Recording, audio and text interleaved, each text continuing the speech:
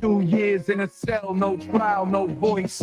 Proof very deep, but we ain't got no choice. They tried to erase her, break them apart, but we scream free Mustafa from the soul, from the heart. They falsified the paper, twisted every word, turned a car crash to murder, like justice never heard. And impress angels in the sky. Now they blame a broken man while the real ones lie. A badge and a pen, that's all it took. Sign his fate with a false report and a dirty look.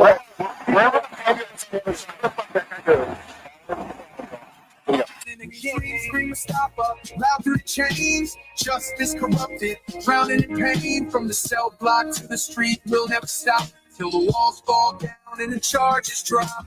Free Mustafa, it's more than a name, it's a movement, a mission, exposing the game to Trump and Cash. Hear our cry, bring the truth to light, let the innocent fly.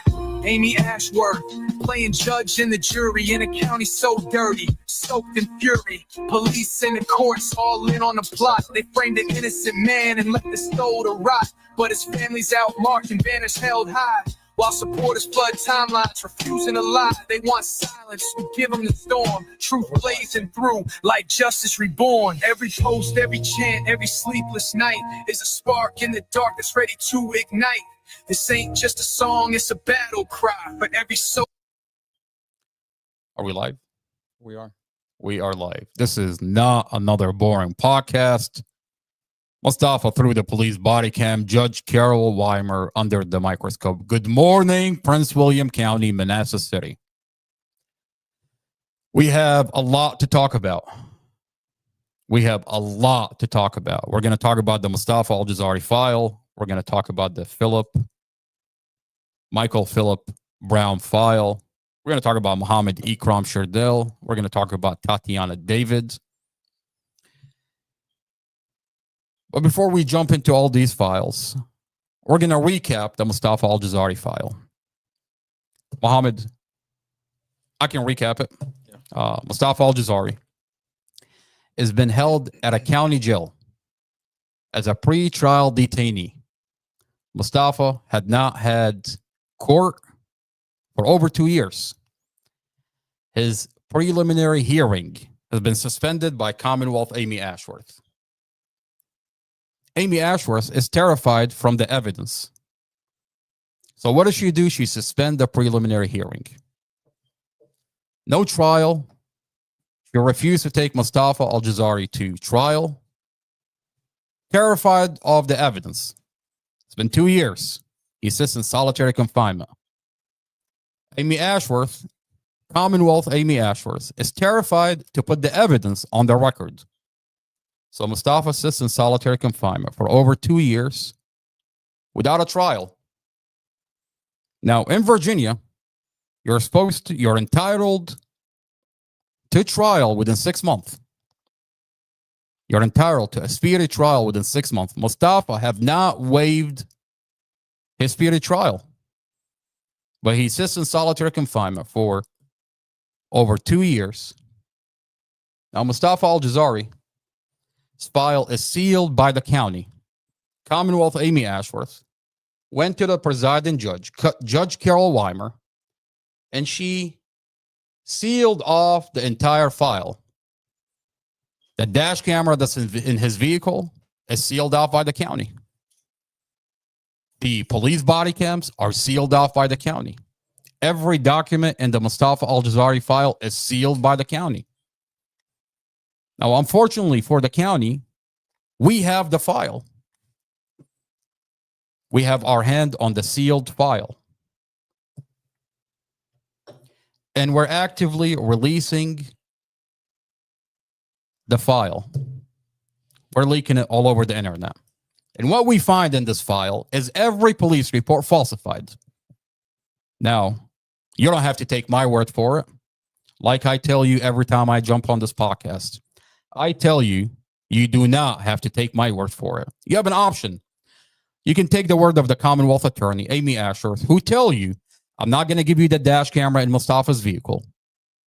I'm only going to release a 4-second chopped up version of this dash camera pieced together, taken out of context. But I'm not going to release. He says, I'm not releasing. He says she's not releasing the dash camera to you. She says she's not going to release any document in the Mustafa ALJAZAIRI file. She tells you she's not releasing any police body cam, that you're supposed to take her word for it because she's the Commonwealth attorney. And she tells you this is intentional, that he crashed his vehicle on purpose, unaliving his family. But she's terrified to release any piece of evidence to you.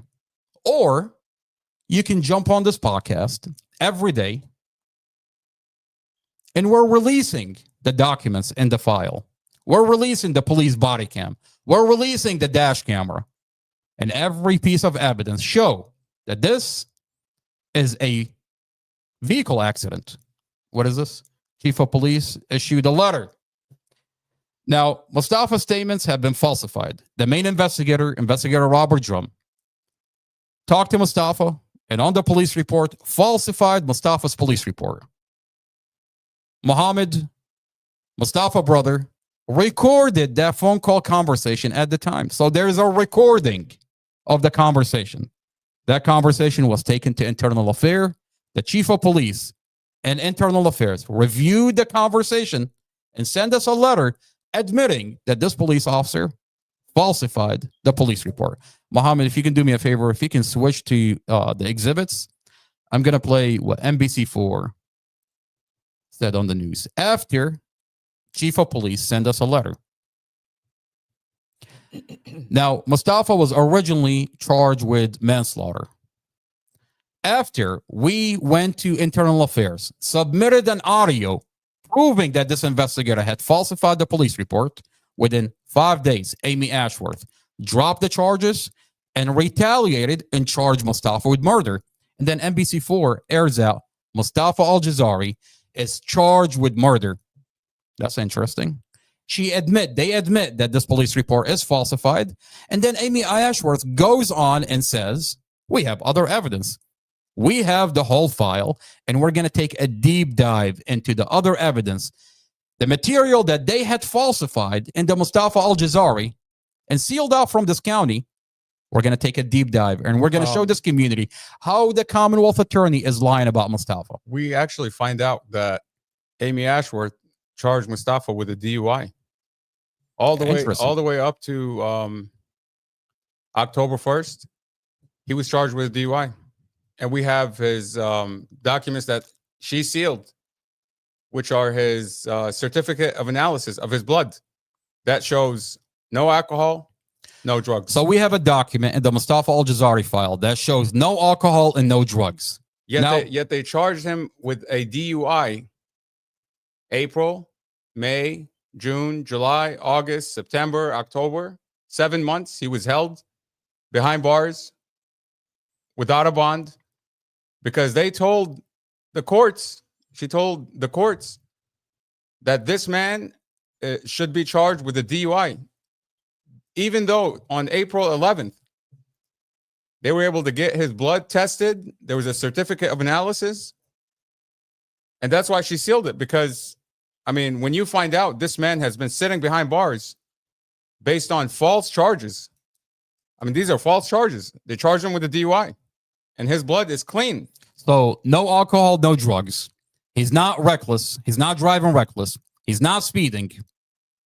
Nothing that he's done that contributed to this vehicle accident. A dash camera that clearly showed this is a vehicle accident. As a matter of fact, the police mechanic inspect the vehicle and find brake failure. We have the police body cam when they're inspecting Mustafa's vehicle.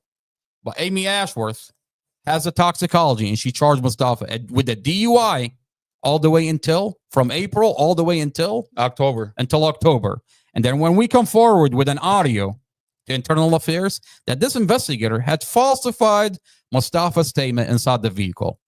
Investigator Robert Drum says, you told me that you were arguing inside the vehicle with your girlfriend. You told me that you were angry at your girlfriend inside the vehicle. And then you have an audio of the conversation that Mustafa never said what this investigator claimed What does Amy Ashworth do? She drops the manslaughter and she retaliates and she charges him murder. Now let's play NBC4 and what Julie Carey says about Mustafa. I can't believe. On 4 tonight, there are new questions being raised in the case of a man charged with murder for a crash that killed his girlfriend and her 5-year-old daughter last year. They come after Prince William's police chief ruled the investigating officer had violated department policy. Northern Virginia Bureau Chief Julie Carey spoke to the driver's defense attorney about why he thinks the finding casts doubt on the case. Mustafa ALJAZAIRI has been behind bars for almost a year now, accused of intentionally driving his car into oncoming traffic, a crash that killed Dorothy Fontaine and her 5-year-old daughter, Empress. Initially charged with manslaughter, the charges were later upgraded to second-degree murder. Upgraded to second-degree murder. Upgraded to second-degree murder. ALJAZAIRI. After we submitted an audio that this investigator falsified Mustafa's police report. Retaliate against Mustafa, and she raised it to murder. I mean, the foundation of this case is that this investigator said, you told me you're arguing inside the vehicle. And here you are. You have an audio that this investigator had falsified Mustafa's police report. 5 days later, she raised it to murder.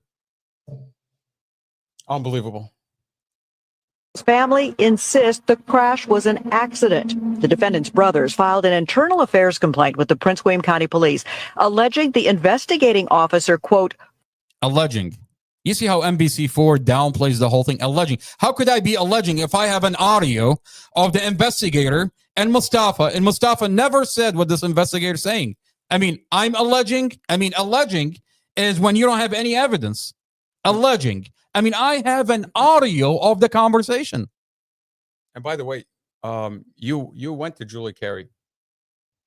You went to Julie Carey months prior to this report coming out. I have evidence that I sat down with Julie Carey at Starbucks. I showed her the dash camera. I showed her the Google Home videos that shows Mustafa love his family. I showed her so the dash camera, the audio, and the Google Nest. Yeah, we sat down at Starbucks for over 2 hours. I mean, here she is acting surprised that there is evidence that showed that Mustafa's police report is falsified. She heard the audio. She looked at the report. We gave it to her at Starbucks. We showed her the Google Nest videos. We showed her the whole thing. And she said, let me get with my director, producer, and see what we can do. We have to report on this. She said, let me FOIA request some stuff and I'll get back to you. And she never got back. Falsified a portion of his police report to say that the couple was arguing before the crash. ALJAZAIRI's brother provided a taped version of a phone conversation that contradicted portions of the written police report. You see how she downplays it? Portions of the written report. The foundation of this case is that this police department is saying that Mustafa was in a heated argument with his girlfriend inside the vehicle and crashed the vehicle on purpose. You have an audio recording that shows Mustafa never said I was arguing. This investigator said, you told me. But yet NBC4 Julie Carey says a portion of the police report, like it's irrelevant. What do you mean, lady? This is the foundation of this case. Last month, the ALJAZAIRI family received this brief letter from Prince William Police Chief Peter Newsham reading, the investigation revealed that Master Police Officer Drum violated department policy, therefore appropriate corrective action has been taken. ALJAZAIRI hired... What appropriate correction actions have the police department taken against this investigator who falsified Mustafa's statement on the police report? Falsified the warrant in the Mustafa Nothing. Absolutely nothing. Hired a new defense attorney, Blake Weiner, who tells me he specializes in police misconduct cases. The police report talks about my client saying, I know what happened. He didn't say that. The police report also says that they were arguing in the car. He didn't say that. These are not only these material facts and material misrepresentations, they're the foundation of the government's case. Weiner says without the incriminating statement, there's no proof Al-Jaziri crashed the car intentionally.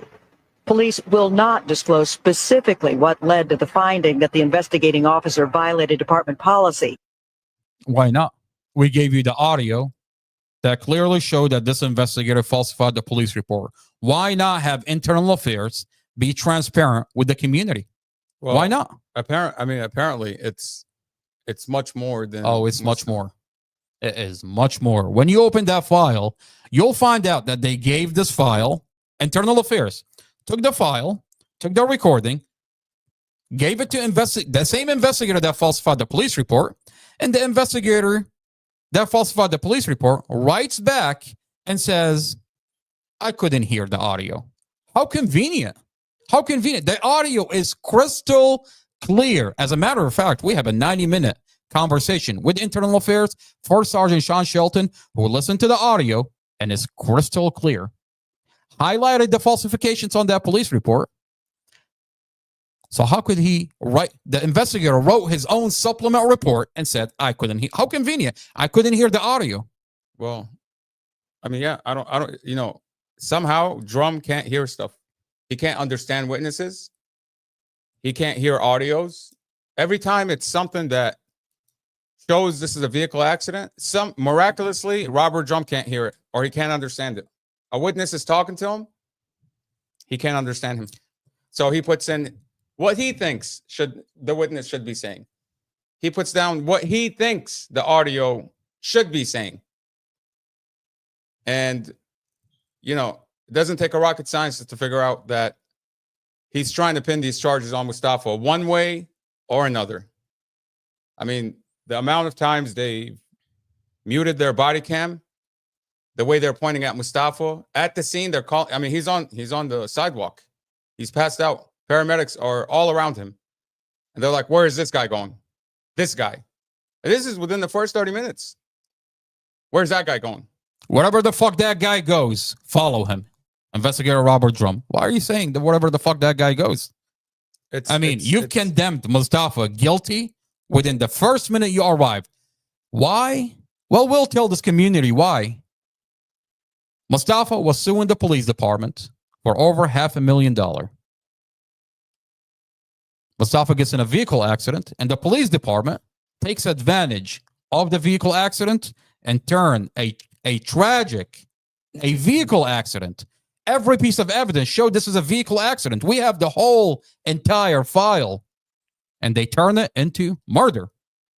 Well, first they attempted to make it a DUI because Officer Casey Fines on the scene tells Robert Drum that knowing him, it's drug related, and Drum immediately he goes around. He's telling witnesses, he's telling other officers that this guy is methed out. He's on drugs. He's so high, and they're so certain they're going to find drugs in Mustafa's blood. They're 100%. They write up the warrants. They write up everything. And then they get the toxicology report. No drugs, no alcohol. So what do? They hide it. They hide it, and they falsify Mustafa's police report. Well, today we have the report. We're going to release it, and this community is going to see what they're doing to Mustafa for the past 2 years.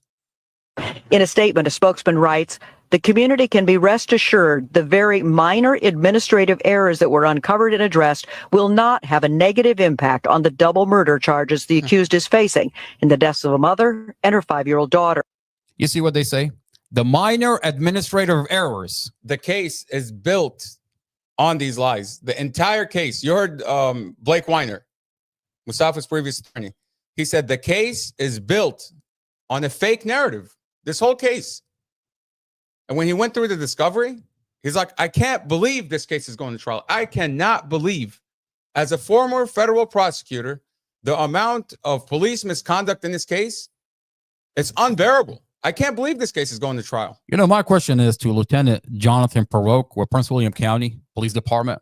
Where is minor about your investigator putting on a police report that you told me that you were arguing with your girlfriend inside the vehicle? Where is minor about putting on a police report? You told me you were angry at your girlfriend inside the vehicle. Clearly, we have an audio that this investigator have falsified Mustafa's police report. This is the foundation of this case. What is minor? Oh, wait a minute. You have a Commonwealth attorney that sealed off the whole entire file. So when you go on NBC4 and you put out this paragraph, you want to hide behind his girlfriend and 5-year-old baby that passed in this vehicle accident. May I remind you, sir, this is his family. This is Mustafa's family that you're hiding behind. The same family that the police department, specifically Investigator Romero, abusing the rest of these children by telling them a lie about how their mother passed, telling them a lie about Mustafa, the one person that actually cared about them, abusing these children, and then they're praising him up and down these reports. The wonderful job Investigator Romero did. What did he do? He told the kids that Mustafa fled the scene, and they seal off the videos. I mean, what's going on here?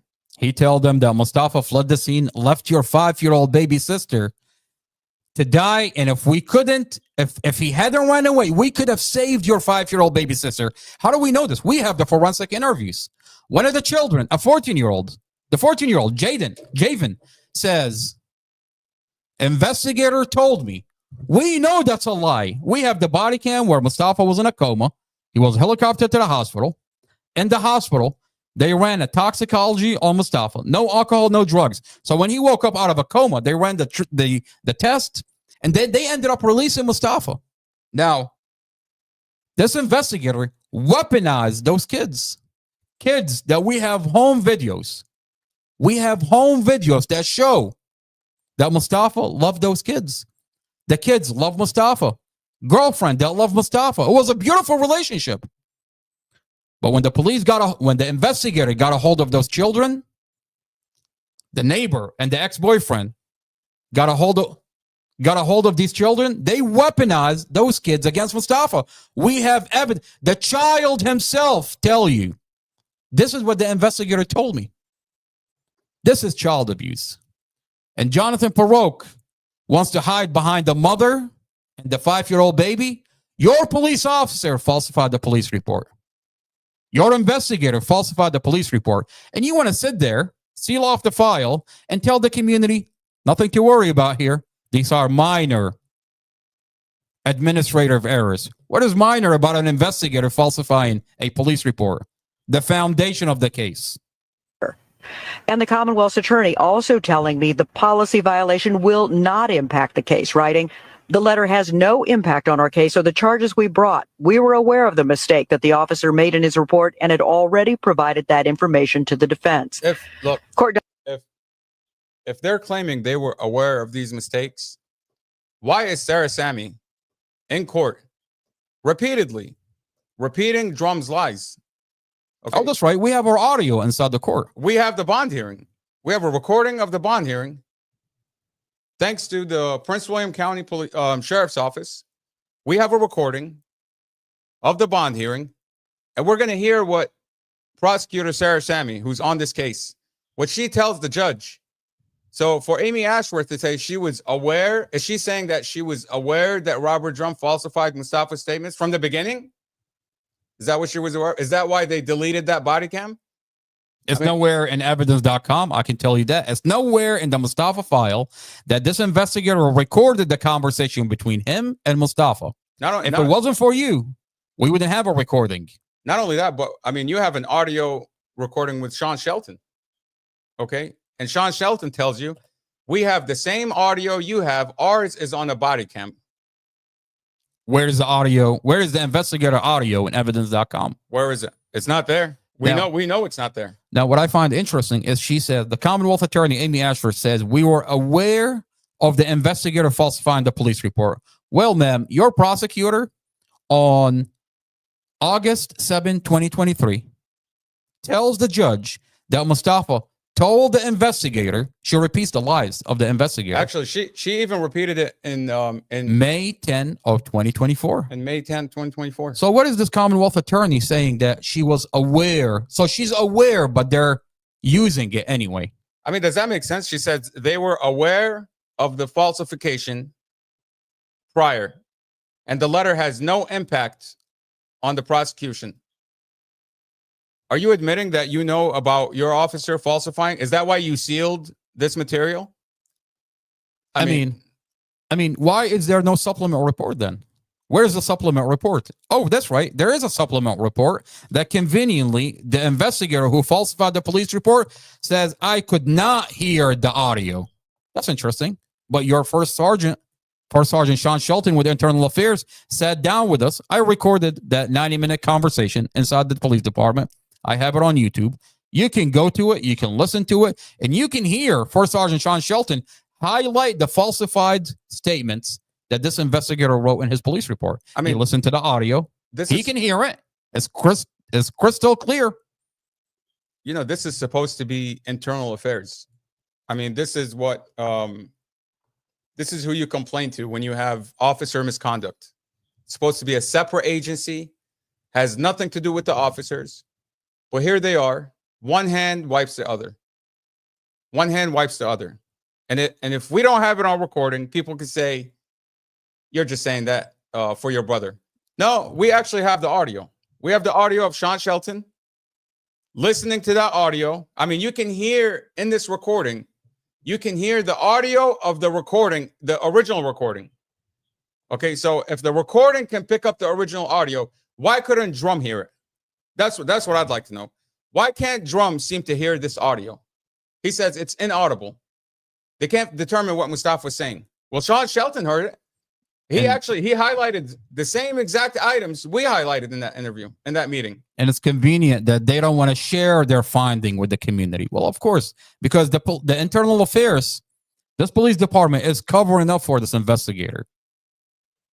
Documents filed by prosecutors say there is other evidence supporting the charges, including dash cam. Pay attention. They have other evidence in the Mustafa ALJAZAIRI file that supports their case. Listen. Including dash made in his report and had already provided that information to the defense. Court documents filed by prosecutors say there is other evidence supporting the charges, including dash cam video from the vehicle. Are we talking about the same dash camera that the Commonwealth attorney is terrified not to release to the community? Are we talking about the same dash camera that she has under seal? She doesn't want to have this community look at this dash camera. She's terrified.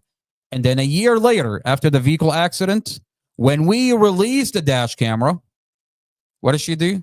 She only releases 4 seconds of the dash camera.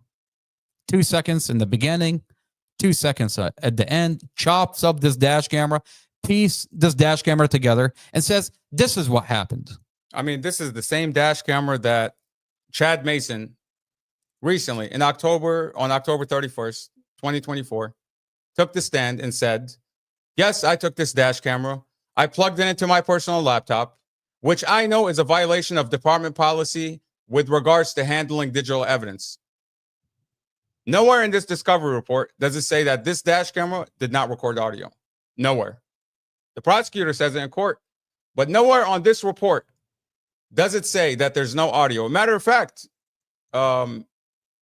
forensics, investigator Zymus with forensics, she says that these video files from this dash cam have a visible audio track. So they do have audio. So they admit that they have the audio. There's a document in the discovery that they admit, Officer Zymus with digital forensic admit that they have the audio to this dash camera. I mean, you know, you look at this case, you have Robert Drum falsifying Mustafa's statements. You have investigator Chad Mason plugging the dash cam into his personal laptop. You have Amy Ashworth sealing this whole file because she knows about what her officer did. So she's just going to seal it. And then you have Internal Affairs claiming that they're independent. And then the jail beats him. The jail is beating him. While he's being held without bond, the jail is beating him. And then Prosecutor Sammy makes up lies as she goes. I mean, we're going to get into the lies. We're going to get into them. But there's no audio on the recording. There's no audio on the recording. They don't have the dash camera. They seal it, they hide it, and they tell you there's no audio. We have a document in the discovery that says Officer Zymus has the audio to the dash camera. Why are they not? Why are they lying to the community? Look, why are they not releasing the dash camera? Unfortunately for this prosecutor, We have the dash camera, and we've released it on the internet. This community is actively watching that this is a vehicle accident, and they've lied in the Mustafa ALJAZAIRI case. I mean, if you're saying there's no audio, how can you say in court that you're going to prove what happened in this vehicle beyond a reasonable doubt? How can you prove it? He was the only one in the car other than Dorothy and Empress. Nobody else was in that car. How is this prosecutor going to prove beyond a reasonable doubt these fake allegations that she's making up? They're going to bring you fake witnesses. But They're going to falsify police these reports. People were not in the car. They weren't in the car. We have the file, and in this file, we'll take a deep dive into what this police department have done. They've weaponized kids that love Mustafa, weaponize the kids. I mean, this is child abuse. We have evidence that the police department weaponized the kids that love Mustafa against Mustafa. This police department brought on individuals that were not there, that tell you we have not seen anything, and allowed them to fabricate probable cause, make up lies about Mustafa. I mean, the prosecutor is claiming this is premeditated murder. This is what she's claiming. So don't you think that this prosecutor would be looking for any piece of evidence? Let's say the video from inside the apartment. Oh, she's terrified. She doesn't want to have anything to do with the Google Nest videos inside the apartment. Videos. 2 years, she avoided the Google Nest videos. I mean, videos from the apartment from the day before and the day before that and the day before that. Why is this police department not interested in these videos? It doesn't fit their narrative. Their narrative, it doesn't fit. It doesn't fit it. I mean, so what did they do? We've tried multiple times to talk to Sarah Sammy, whether it's during court, after court, in the hallway. We went to Amy Ashworth's office. That's right. You went to her office. You and the rest of the family went to her office to give her the Google Nest videos inside the apartment. And they tell you the Commonwealth attorney is not going to meet with you. Matter of fact, if you don't leave right now this office, we're going to call the sheriff's office to have you escorted out. Why not? You don't want these videos? You don't want evidence? I mean, we're giving you video evidence. You don't have to take my word for it. I don't want to come in here and tell you my brother is innocent. I'm giving you videos. Your prosecutor is lying in court, and I'm giving you videos that contradict what she's saying in court. And they say, we don't want it. They don't want it. They're terrified. They're so terrified of it. At all costs, they have to protect their investigator that lied. At all costs, they have to turn this vehicle accident, which clearly show every piece of evidence is a vehicle accident. They have to turn it into a murder. Look, I mean, what does it take? What does it take to get a Prince William County investigator to take in evidence? I mean, they sat there for an entire hour with Glenn Ford, the jealous ex-boyfriend. They sat down with him for a whole hour. Investigator Davis and Robert Drum went to Kim Coleman's house, and they wrote up an entire search warrant for her Blink camera, an entire search warrant. And I'll remind you, these kids, they stayed with Kim Coleman. So when the police wrote up their search warrant, why did they not put in their search warrant the times when Kim Coleman took these kids inside the apartment? Why did they specifically ask in their search warrant? The only time that they asked for was when Mustafa was there. When Mustafa left that apartment complex. They didn't even subpoena the whole entire night. They left a short window, just enough for Kim Coleman to lie about that night, for the ex-boyfriend to lie about that night. And now they're terrified because apparently you had recorded the whole entire night. I mean, think about it like this. So now they're caught in the lie. Think about it like this. Mustafa was there, I think maybe up until around 2 in the morning. And when you look up the search warrant for this Blink camera from Kim Coleman, the police specifically ask up to the time that Mustafa was there, and that was it. They don't ask for anything further. Nothing further. I mean, God help these officers if they put in for a search warrant and it shows Kim Coleman, Glenn Ford in that living room coaching these children on what to say to police. I mean, Kim Coleman tells Robert Drum that night, she says, the children, this 15-year-old is asking to speak to the lead investigator. What child has that terminology? What child has that terminology? Absolutely makes no sense. And What not- child would say, I want to talk not to the investigator, I want to talk to the lead investigator. You know what I find really disturbing is when you talk to the neighbor, she tells you, I didn't see any abuse. The children are saying that Mustafa abused their mother. When you talk to the neighbor, the ex-boyfriend, he says, I didn't see any abuse. Did you see anything? No, I didn't see anything. The children are telling me Mustafa abused their mother. And then when you talk to the children tell you, I didn't see anything. The neighbor and the ex-boyfriend is telling me that Mustafa abused my mother. I mean, investigator told me that Mustafa left my 5-year-old baby sister in the car and ran away. And if he hadn't ran away, they could have saved my 5-year-old baby sister. What do you mean? Mustafa was in a coma. That's a lie. Those investigators sat down with the kids, specifically Investigator Romero, sat down with the kids, weaponized those kids against Mustafa, put them in a forensic interview. And now we have the forensic interview. We have the videos. And the kids are saying disturbing things. They're saying that the police weaponized them. I mean, they're saying that Nini weaponized them. They're quoting Nini. They're quoting Nini, the neighbor. So apparently Investigator Romero had all these conversations with these children prior to their forensic interview. Where's the body cam? Where is the recording? Why is there no body cam of Investigator Romero talking to these children?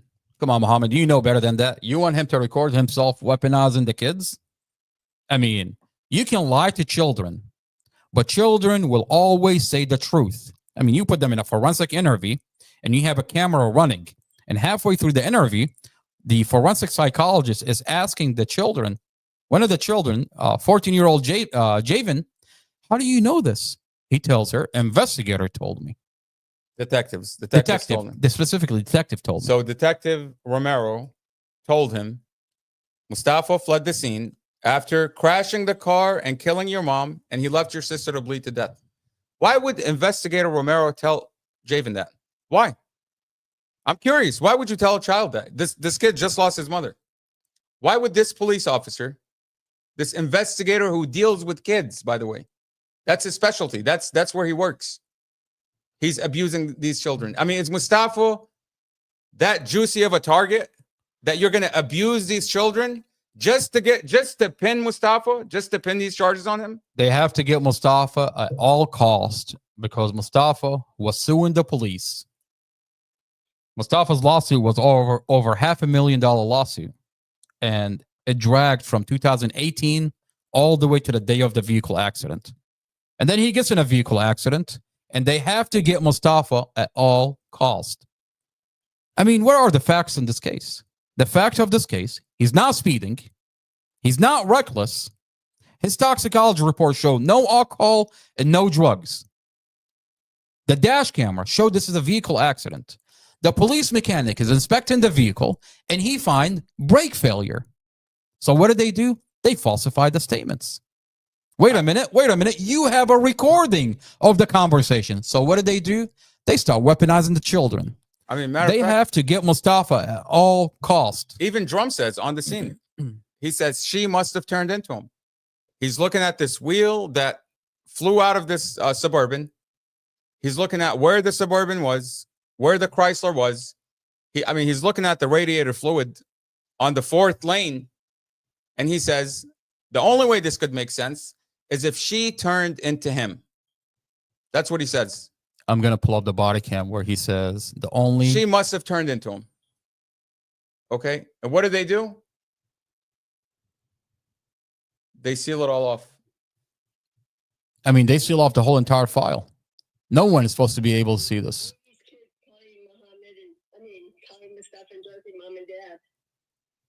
Exactly. You know, when the police showed up at the apartment, the first thing before the investigator got a hold of them, before the neighbor weaponized them, before the ex-boyfriend weaponized them, the children are running to Mustafa on the Ring camera. There's a Ring camera. They didn't know there was a vehicle accident. They didn't know anything. The police showed up at the apartment. Mustafa is being helicoptered.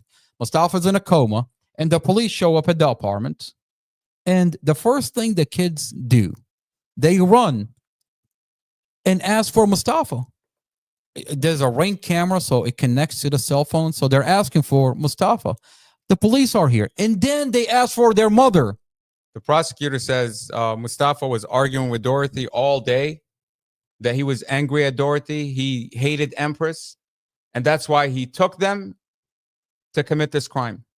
Now, we have Google Nest. We have the Google Nest inside the apartment. Imagine was hugging Mustafa before he left. Javen was hugging him prior to leaving. Empress was giving him, I think, a Band-Aid or something. I mean, does that sound like somebody arguing? This is the... Because you're going with me to see Grandma for her birthday. They say that Mustafa was arguing with Dorothy. Mustafa was angry at Dorothy, his girlfriend, and he forced her on that day to get in the vehicle. He forced the 5-year-old to get into his vehicle. It was his idea. I mean, here's a Google Nest video. And you posted this online. So the prosecutor, what? She's not seeing this? Is she not seeing it? I mean, she keeps repeating the same lies every time she goes to court. She claims Mustafa was arguing all day, that it was his idea to leave, that this was premeditated. Flowers? I mean, That's what I'm going to give her the pink flowers out there that light up. Dorothy is asking Empress to go with her. Dorothy is asking the rest of the children to go with her. It's her idea. She's the one that wants to go. It's her mother's anniversary. Mustafa wakes up late. He didn't want to go anywhere. He had other plans. And then Dorothy is asking him to take her to her mom's anniversary. I mean, this contradicts the prosecutor's narrative. I mean, the prosecutor is claiming that this is premeditated, and specifically premeditated where Mustafa planned this out, that it was his idea. You have a Google Nest that contradicts what the prosecutor is talking about. No wonder she doesn't want to look at the Google Nest. I mean, for 2 years, this has been an uphill battle. We want Mustafa on the record. We want Mustafa's audio on for the dash camera on the record. Now that we have a document that the police department admit that there is audio, why not put the audio on the record? Why not put the Google Nest videos on the record? Why not? I mean, they're terrified of his own evidence. Did that camera go out? No, it's on. It's on. Okay. So let's see, where were we at? We want to dive in. There's a lot of evidence that we want to dive into. I want to play this video. Mohammed, if you want to switch to the exhibit. If you want to put the music down.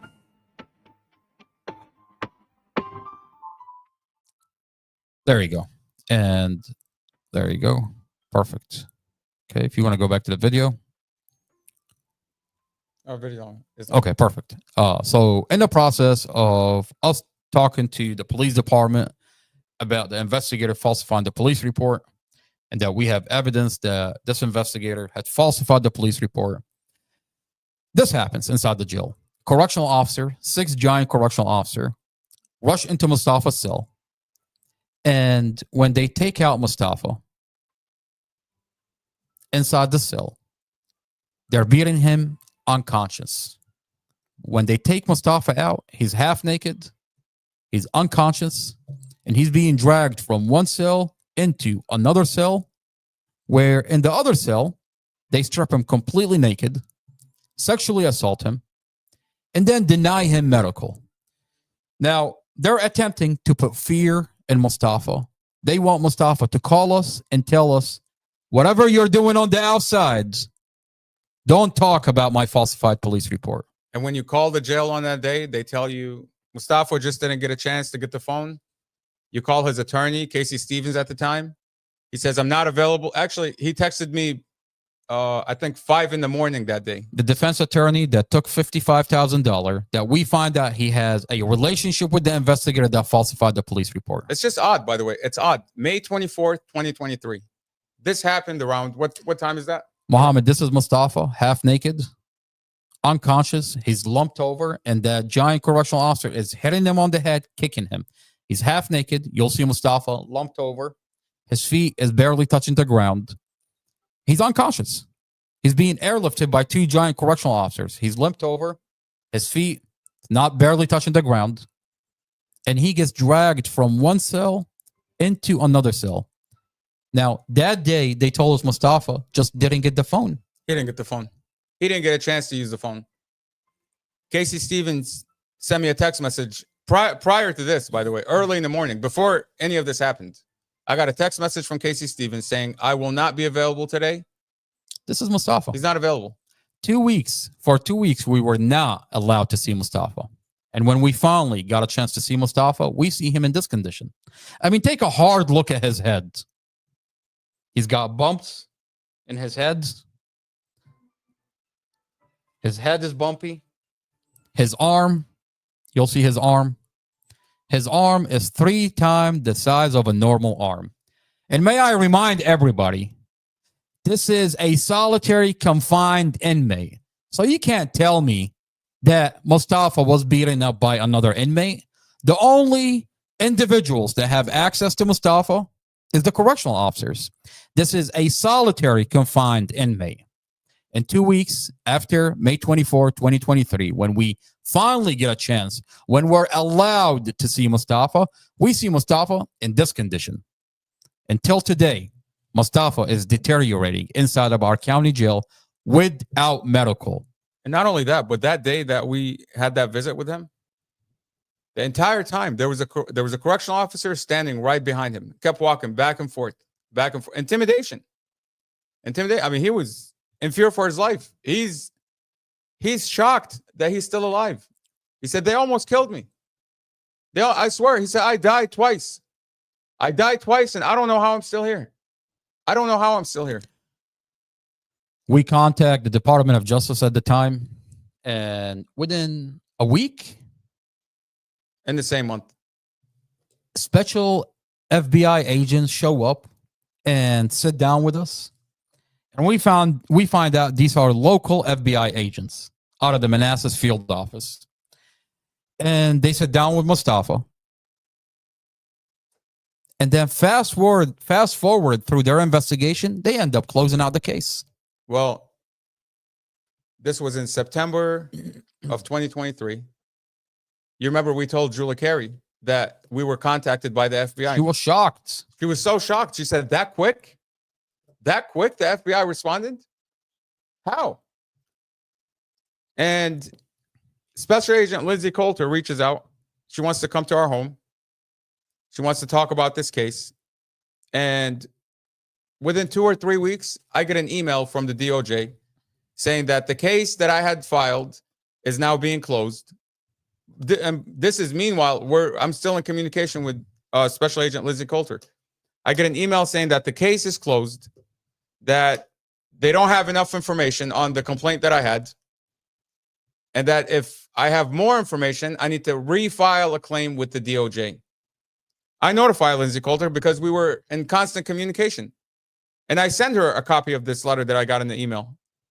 And I said, well, should I file another case? Because, I mean, according to this, the case is closed. She said, no, you don't have to. Actually, I have the email. So, it was 3 emails. She said, you don't have to open another case. I'm going to contact our counterparts with the DOJ. And I'm going to notify them to make sure that this case is still open and let them know that we are working on this case. Her and Special Agent Samantha Adams. Now, we're looking through Mustafa's discovery, and we find a letter that says the FBI closed out the case in the fall of 2023. So they tell you that we're running an investigation. We're getting to the bottom of it. We're getting your brother help. But in the back door, behind closed doors, they've already she's closed emailing the internal affairs for the jail, giving him the green light that, hey, you're good to go. You have nothing to worry about. The FBI emailed the jail telling them that this case is closed. Yet here I have emails after emails from September, October, November, December. She's telling me in December that they were just able to obtain Mustafa's medical records. I mean, so no media coverage.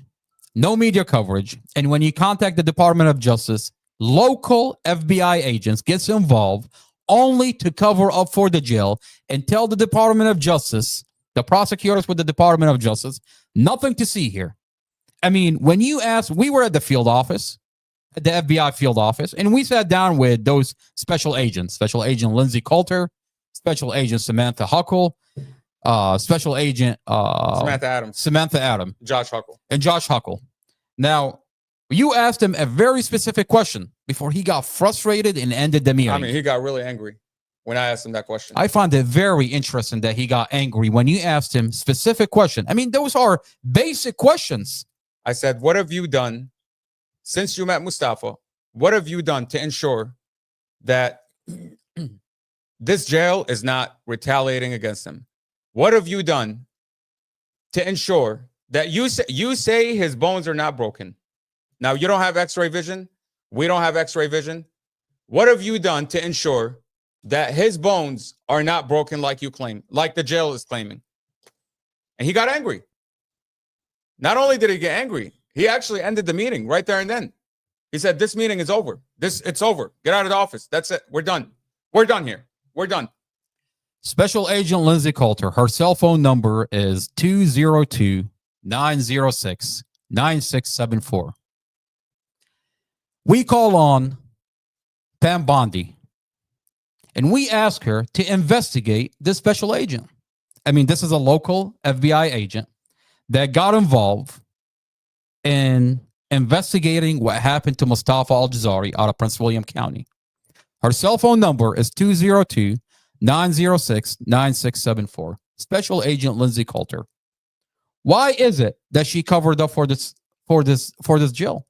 Is it maybe because this is a private jail? And by the way, they're showing us this still image of Mustafa, and they're telling us, look, this is May 24th. He's walking down the hall. It's a still image. They said this doesn't exist. They said this CCTV video does not exist. That nothing happened to your brother. There is no video. And then they sit there, they show us a still image of the next day, and they're like, look, your brother is fine. There is, I mean, does this look like he's fine? This is 2 weeks after we saw Mustafa. Does that look like he's fine? I mean, he's got bumpy heads. Are you telling us the FBI didn't watch these videos? They didn't watch the They didn't think to go to the CCTV and pull up May 24th. They didn't check to see, okay, this guy claims he was beaten up. Okay, let's check his visit log. Let's check this is a video visit. This is not a still image that we took. This is a jail video visit, which means it's in the discovery.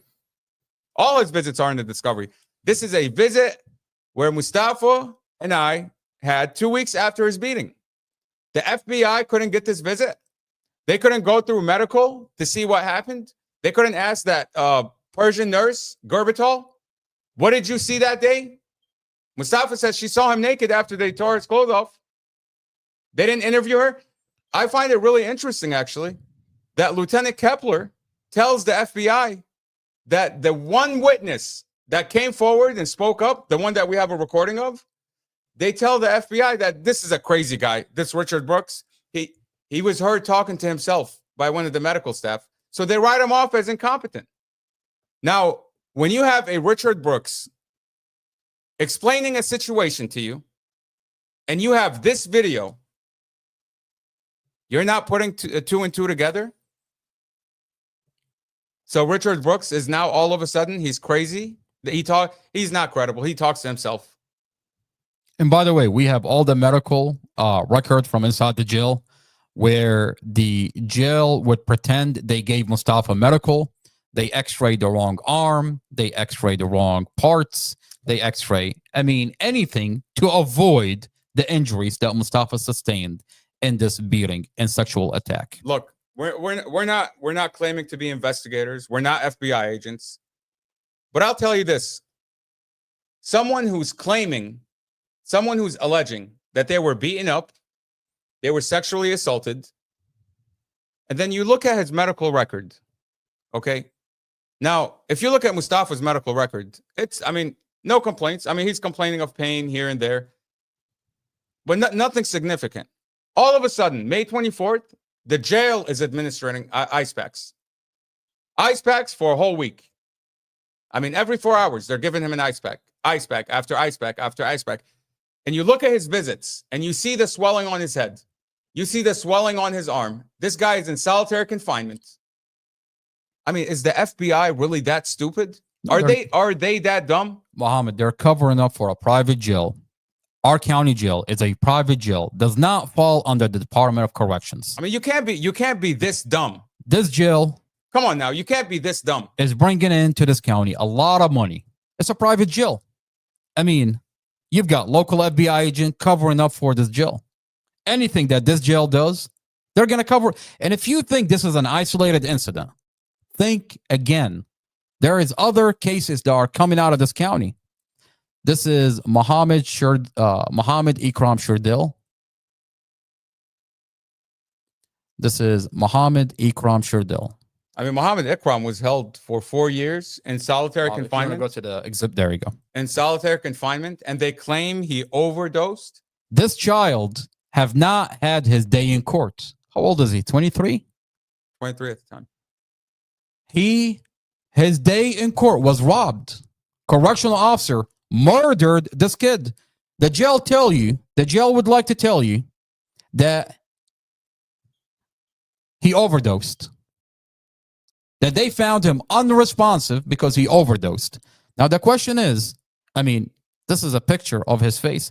Does this look like he overdosed? I mean, he's got a broken nose, a face that's beat up. I mean, this kid was beaten to death. This is another picture. Does this look like someone that overdosed? And the jail would tell you, we found him unresponsive. No foul play. No foul play. We're going to play the article from, I think this is the article when they found him unalived, murdered inside this jail. Let's see if I can find. Okay.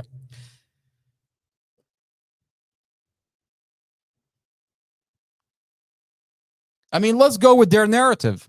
They say they found him unresponsive with drug overdose. Where is the drug coming from?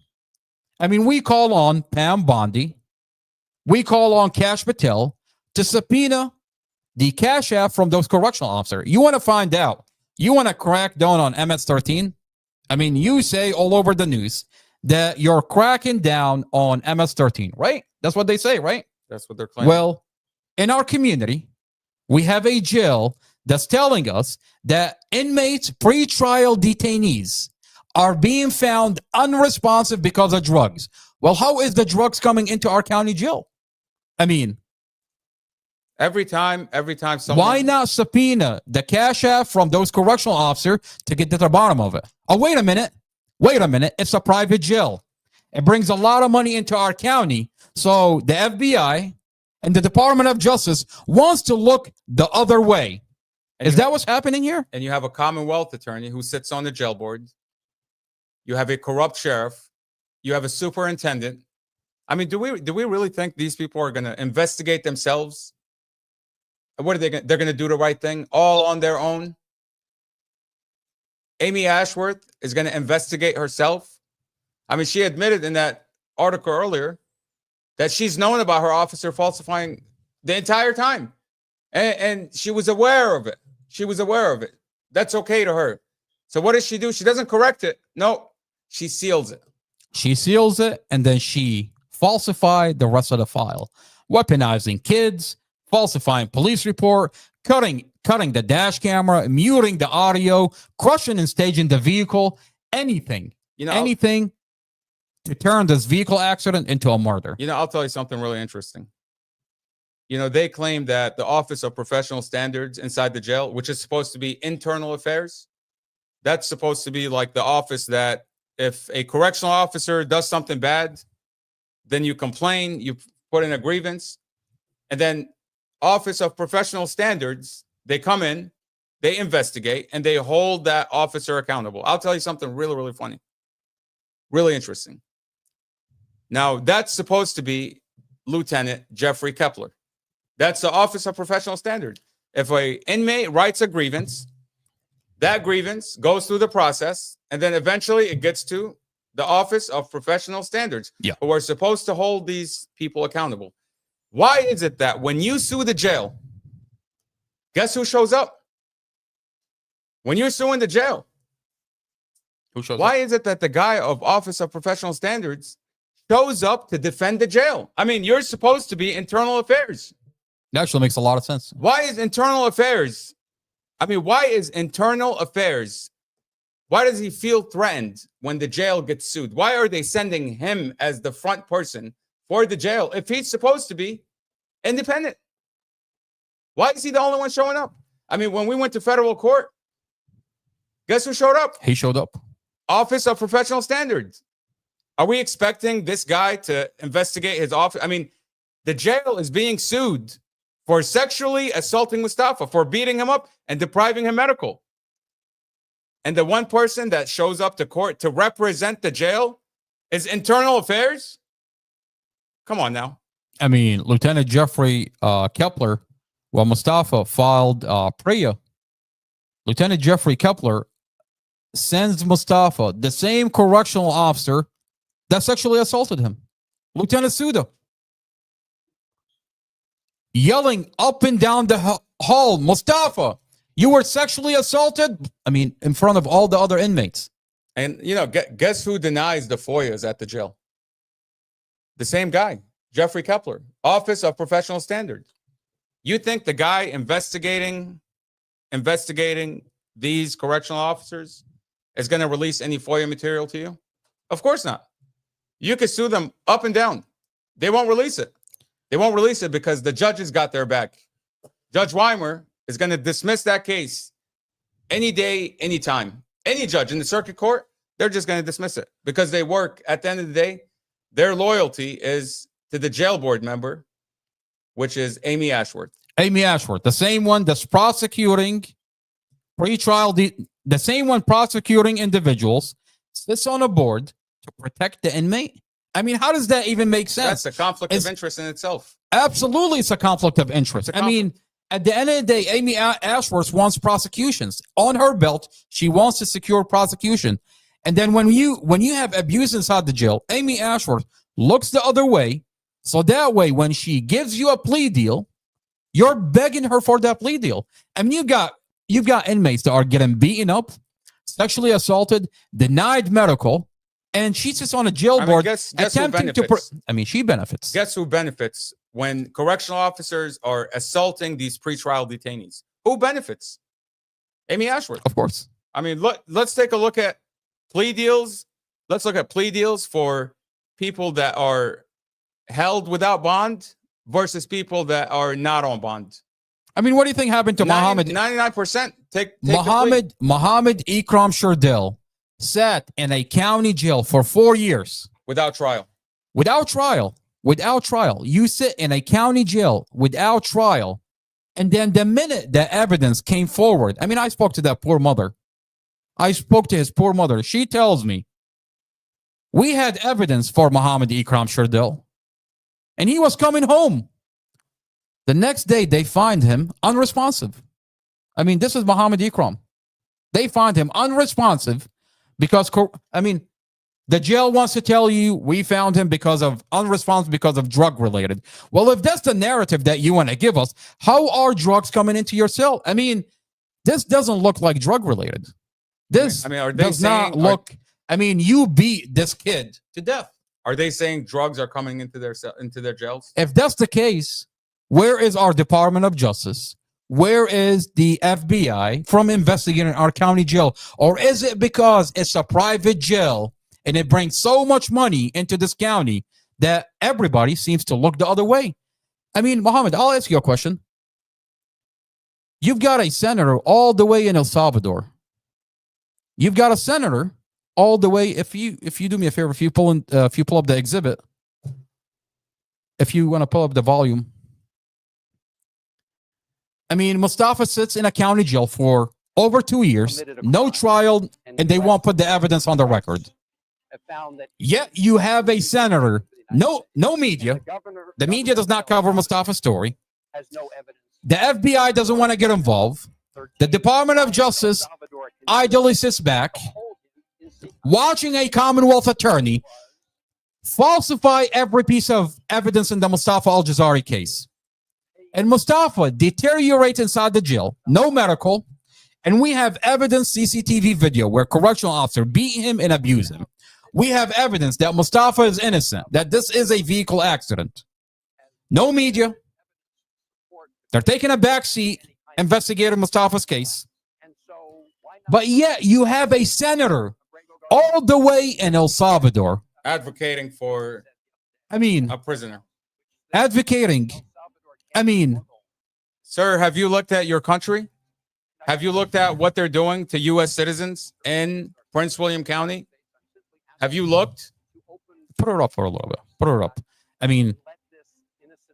Look no further than your backyard. General of the United States, Pam Bondi, has said, I asked the vice president if Abrego Garcia has not committed a crime, and the U.S. courts have found that he was illegally taken from the United States, and the government of El Salvador has no evidence that he was part of MS-13. Why is El Salvador continuing to hold him in CICOT? His answer was that the Trump administration is paying El Salvador, the government of El Salvador, to keep him at CICOT. I pointed out that neither the government of El Salvador nor the Trump administration. I can't keep watching this. He sits in El Salvador. It's about the money. It's about the money. It's about attacking Trump. It's about attacking them. And it's anything that gets him his 5-minute fame. You have an American citizen that sits in a county jail. His evidence, they refuse to put him on the record. No trial. No due process. No due process. But you have Senator Jackoff all the way in El Salvador. And I wish this was an isolated incident. This is Muhammad Ikram. Well, no media coverage. They don't want to talk about Muhammad Ikram.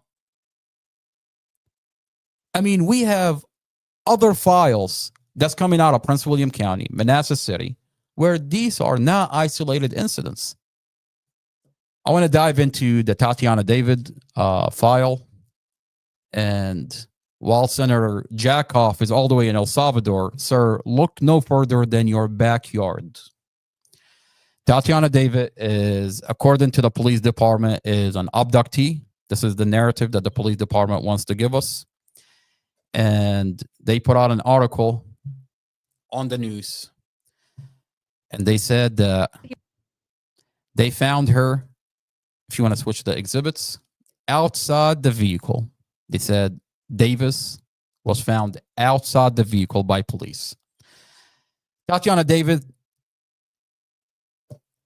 her boyfriend is Davis. Tatiana David is a black girl that, according to police, was found outside the vehicle with a gunshot wound. And for 2 years, they ran with that narrative that this is an abductee. And her boyfriend, the father of her 5-year-old child, that this black girl was kidnapped by her boyfriend. And the police found her outside the vehicle with a gunshot wound, insinuating that her boyfriend put a bullet in her. And for 2 years, they told the community that this is an active investigation. At the same time, Commonwealth Amy Ashworth went to a judge, sealed off the file for Tatiana David. So wait a minute, she does the same thing that she did for Mustafa. Seal off the file. Isn't that what they did with Juan Campos too? They sealed Juan Campos, the 18-year-old that was found unresponsive in our county jail. Murdered. Well, according to the other inmates that came forward, they said they found Correctional Officer Eric Lindsay the day before, entered that cell, and a loud thump was heard. This correctional officer beat the inmate to death. And he was held for what? 7 days? 7 days. 9 days within his incarceration. 9 days within his incarceration, he was found unresponsive. And inmates are saying that correctional officer murdered him. And at first, they wanted to say this was a drug-related incident, that he overdosed. They actually did on the news. NBC4, Julie Carey ran a clip that I'll pull up the clip for you. She said this is drug related. They found him unresponsive. And all of a sudden they're like, whoa, whoa, whoa, whoa. This 18-year-old actually had a heart attack. Which one is it? Well, the only reason they said it was a heart attack was because you made some noise about it. I mean, we went out, you posted talked to about social it. media. We requested FOIAs from the police department, which they've straight up denied. I mean, think about it like this. An 18-year-old ends up dead inside of a jail after being held for 9 days. The allegation is that he came in with a broken nose, beaten from his arrest, from out in the field. They beat him up, put him in handcuffs, and instead of taking him to a hospital, no mugshot. He was in solitary. They covered his window, and they didn't want anybody to see the condition that he was in after police arrested him. They beat him up. So to clear it up, all the police department has to do is release his body cam. I mean, if nothing happened, the police department claimed that they did nothing wrong, that they never beat up this kid. They never beat him up. Well, release, this kid had no mugshot. No mugshot. He was beaten up so bad that they could not get his mugshot. I mean, what's going on in Prince William County? Like, what's really going on? Jail murders people, police lying, beating people up. But instead, you have Senator Jackoff all the way in El Salvador. Now, back to Tatiana David. They say for 2 years this is an abductee, that they found her outside the vehicle with a gunshot wound, insinuating that her boyfriend, the one that abducted her, is the one that put a bullet in her. And Commonwealth Amy Ashworth, she sealed off the file and told the community, you should just take her word for it, that her police department is actively investigating this case. Well, I'm going to show you a body cam, and you tell me what you just saw in this article, that they found her outside the vehicle, if this matches the body cam. We're going to play this body cam. It's a very disturbing body cam. You find police. It's very graphic. It's very graphic. You find police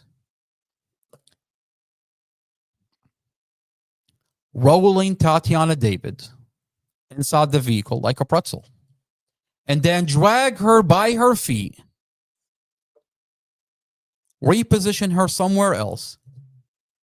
After they had shot the whole entire vehicle, shot her whole entire body with AR-15 bullet hole, 50 bullets. Her body is riddled from head to toe with AR-15 bullet hole. Drag her from inside the vehicle, reposition her somewhere else, and say, we're going to say we found her outside the vehicle. We're going to say her boyfriend shot her. I mean, what did we just watch just now? I mean, is that a police officer with a AR-15 laughing with a giant smile? I mean, you just shot and killed Tatiana David. This is a police officer approaching the scene. You're going to see another police officer with an AR-15. What are you smiling about, sir? What is so goddamn fucking funny? You have your AR-15? Yes, ma'am. It's disturbing. Commonwealth Amy Ashworth sealed off this body cam.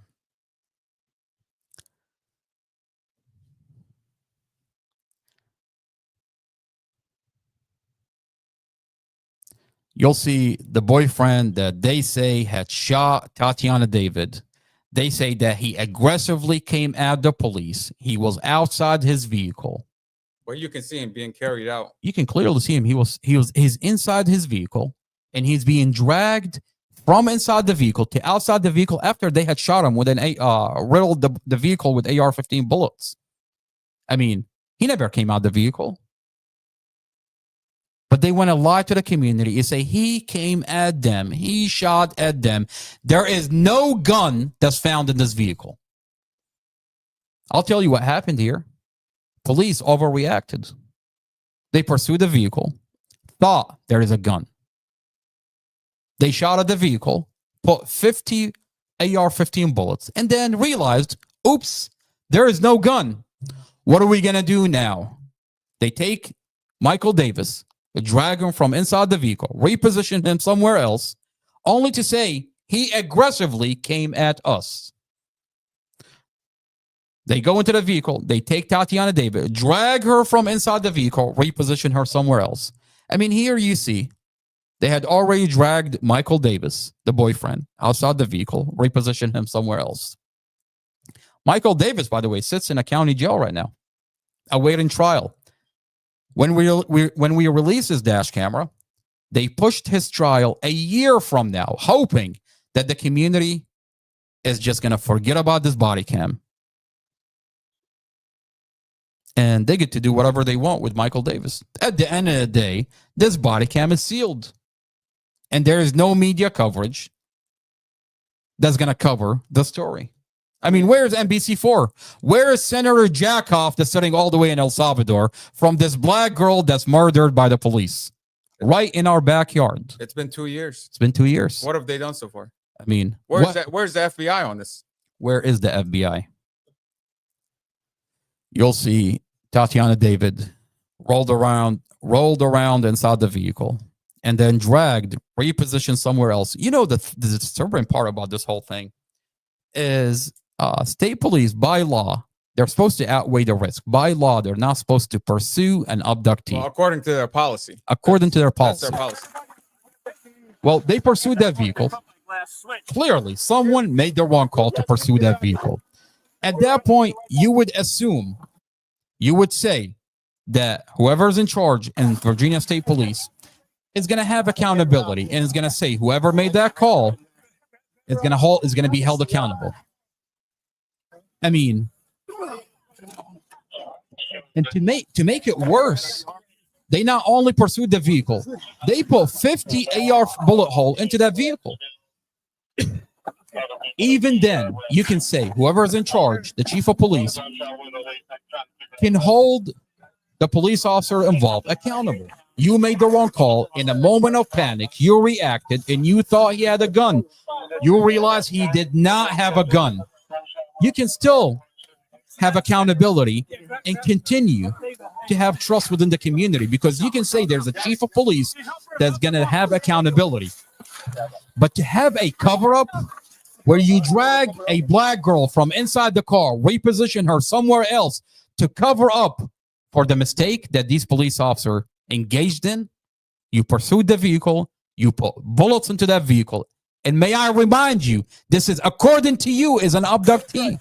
You know, the sad part is, I mean, this is a cover-up. the really sad part in this, this video is look at the way they drag her. Hassan, look at the way they drag her. They're raping. And then this is Casey Fine.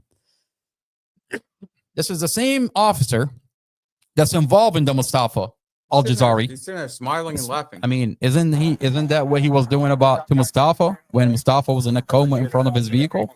Smiling, laughing, painting MUSTAFA as a drug user. As a drug user. Why? Because MUSTAFA sued the police. MUSTAFA was engaged in a lawsuit. MUSTAFA knows his right. Oh, wait a minute. This is a MUSTAFA.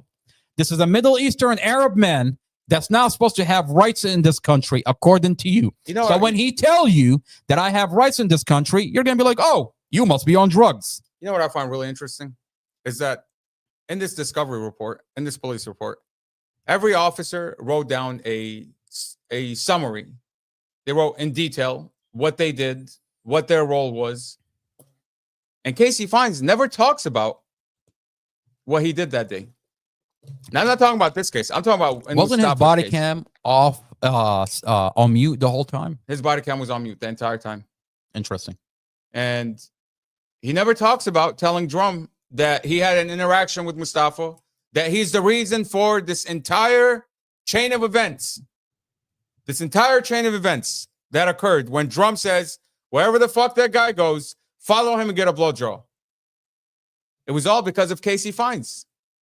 He set the narrative for MUSTAFA. Not only that, he's going around telling witnesses, this guy's on drugs. This guy's a druggie. He goes to other officers and tells them the same thing. Why is that not on his in his report?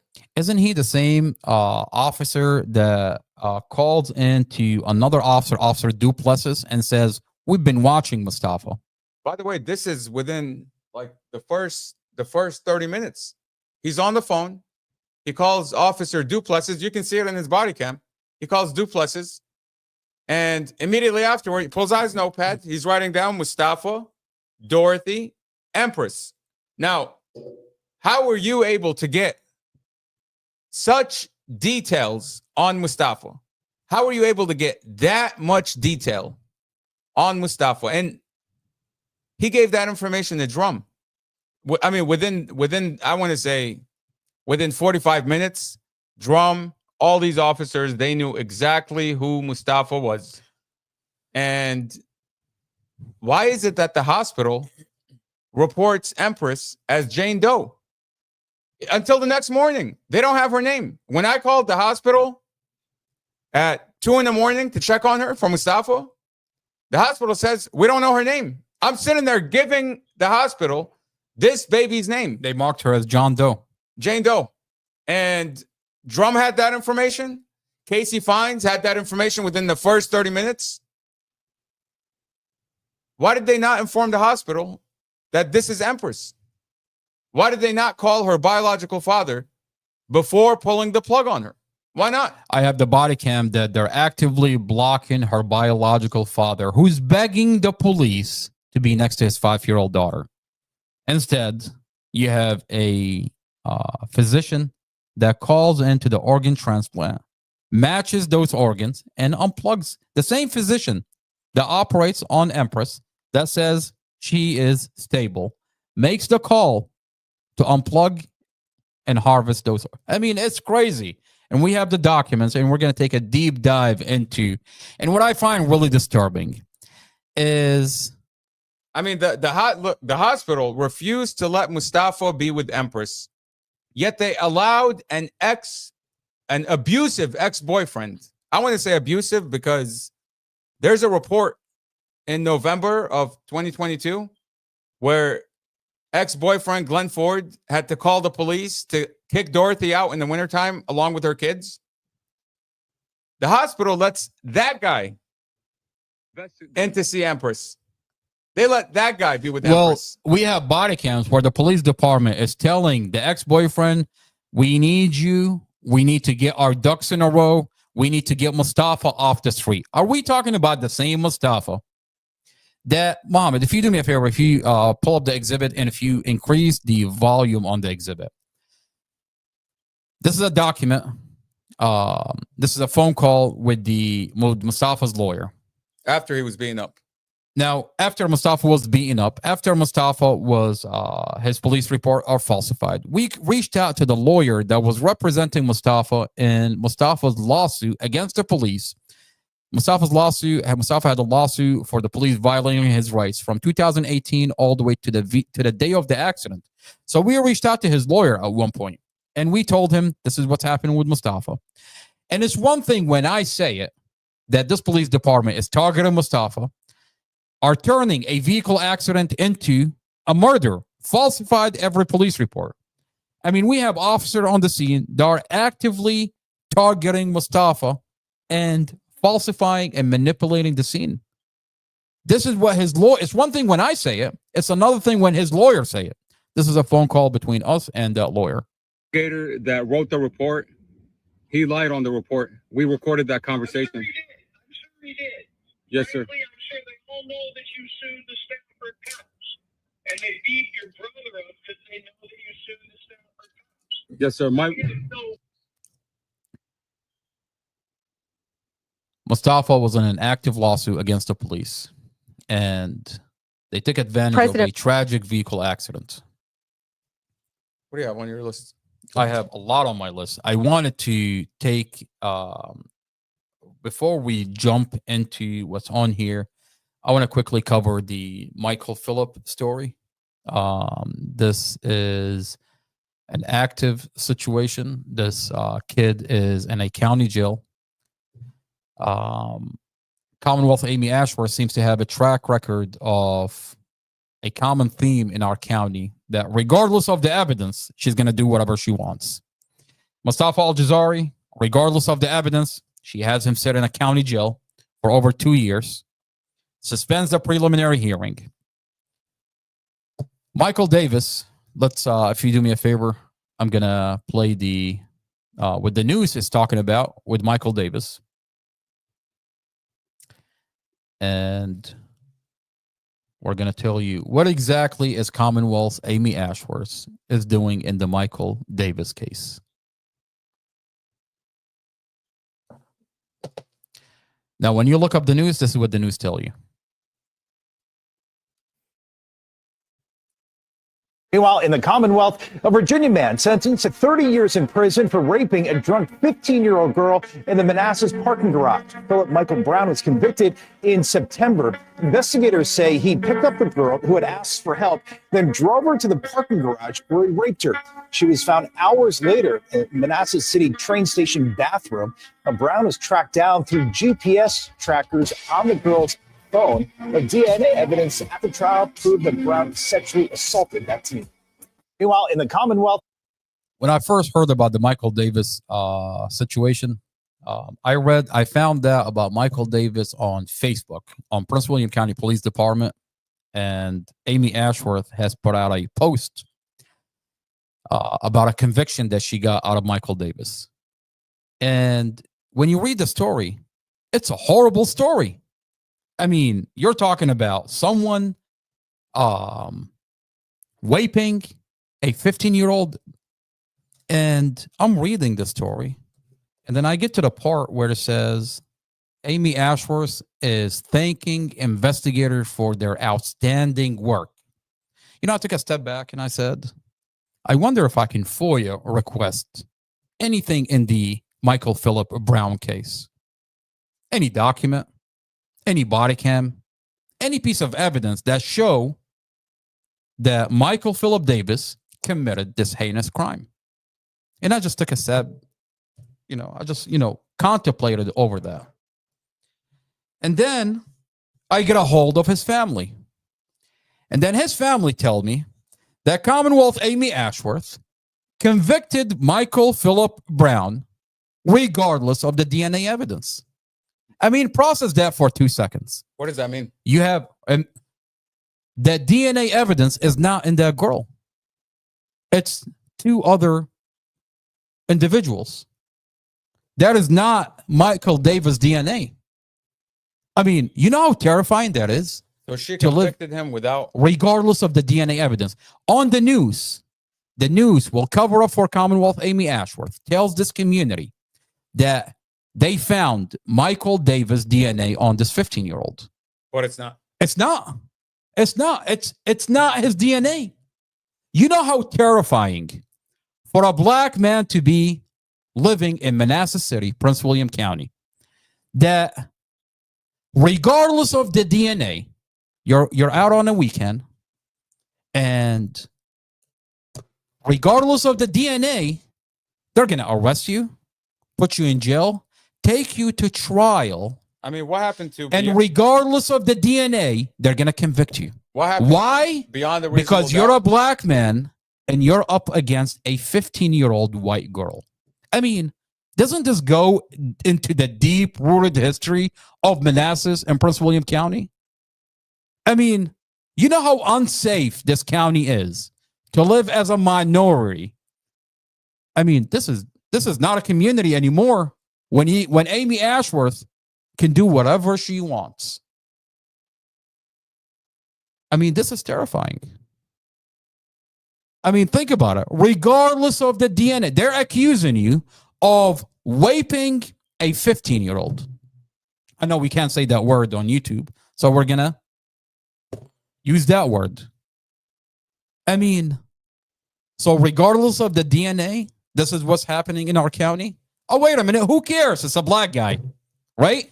Oh, wait a minute. It's a white girl. Is that what we're doing now? Wait until we give you the documents. Stand by for the evidence to be released. And we're asking this community. We're asking this community to stand by this family, his poor mother. His poor mother. His poor mother cry for help.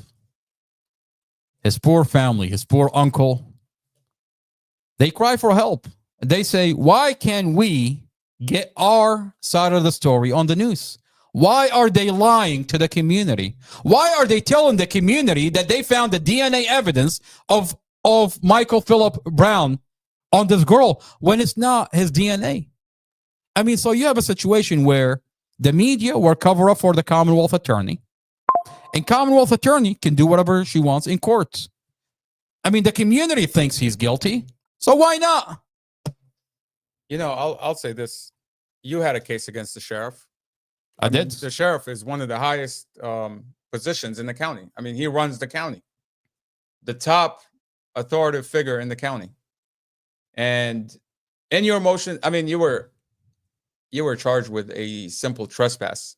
I mean, I was told that I was going to be facing a whole entire year because I took the sheriff to trial. They're trying to intimidate me For trespass. for trespassing. Well, mind you, I have a video where I was not trespassed. I was peacefully exercising my First Amendment.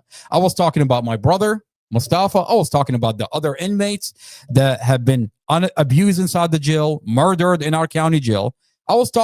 That's what I was talking about. And your case was... I was peacefully standing on public property. Your case was recorded on video. The whole thing is on video. The entire thing's on video. The whole thing is on video. Okay. And you go to court and they motion to dismiss.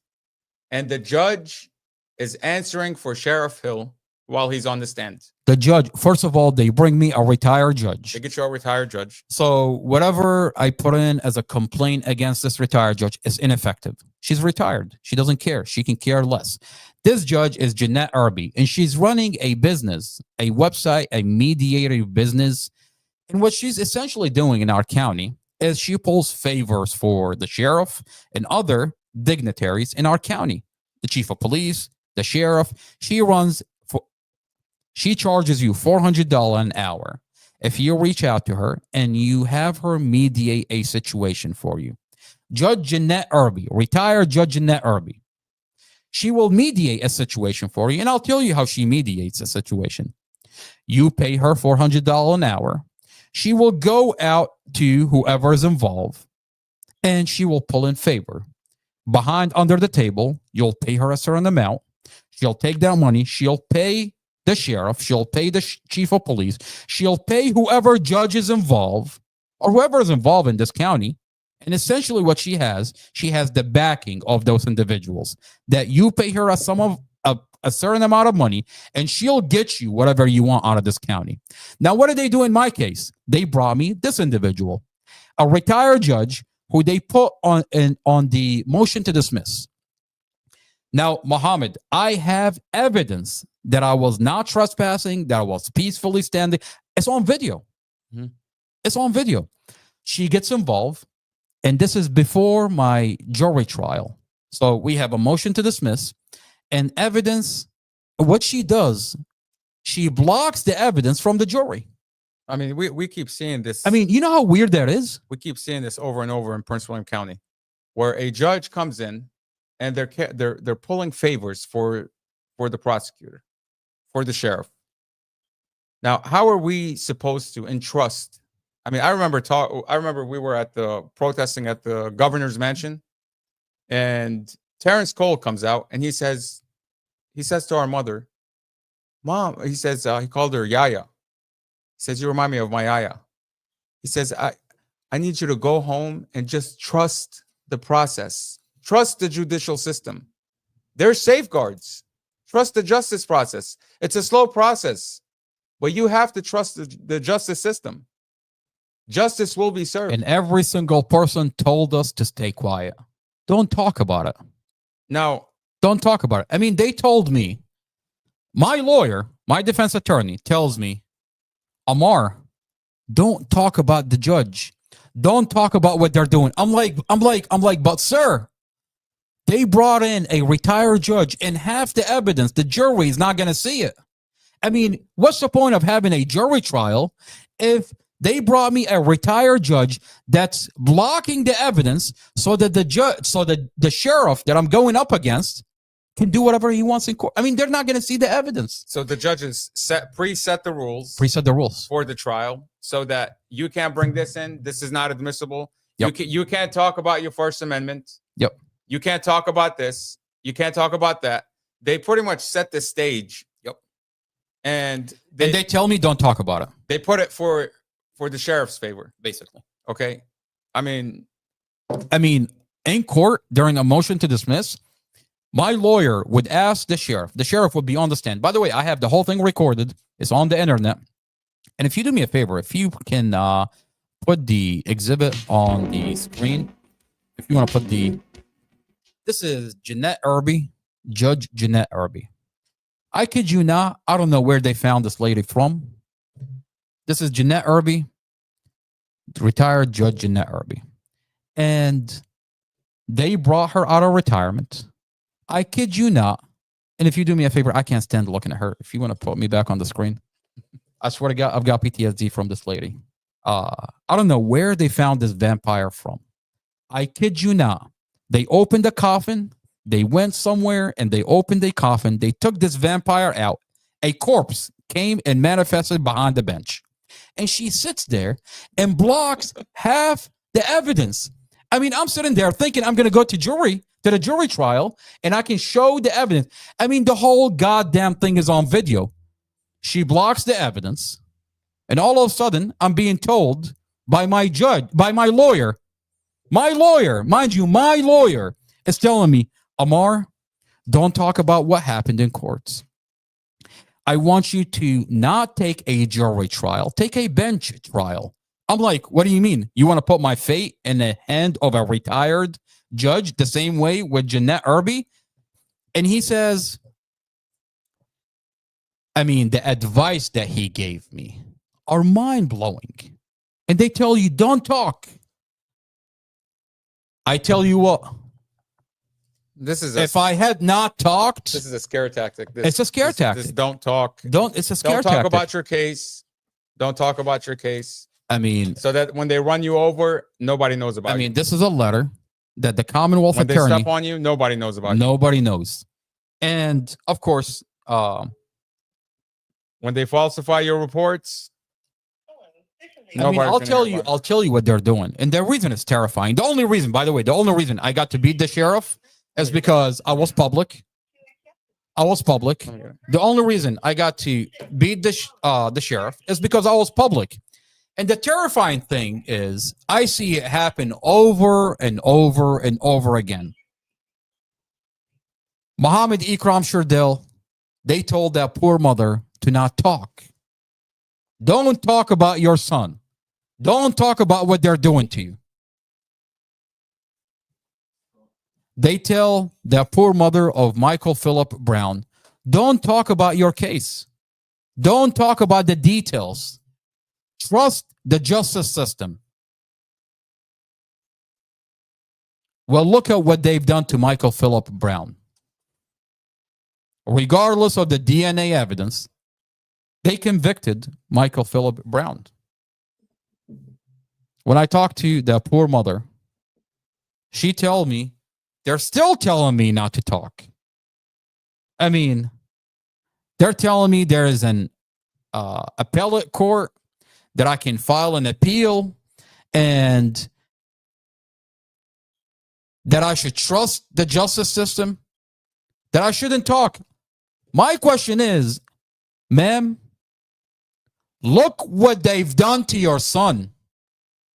Regardless of the evidence, you stayed quiet. You stayed quiet. You listen to their advice. Don't talk.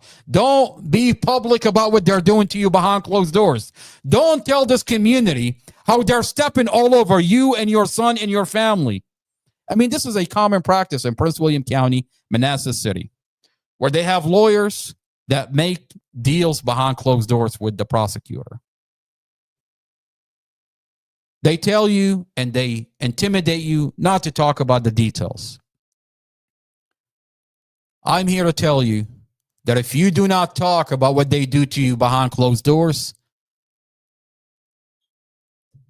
they're going to keep falsifying and toying with your loved ones.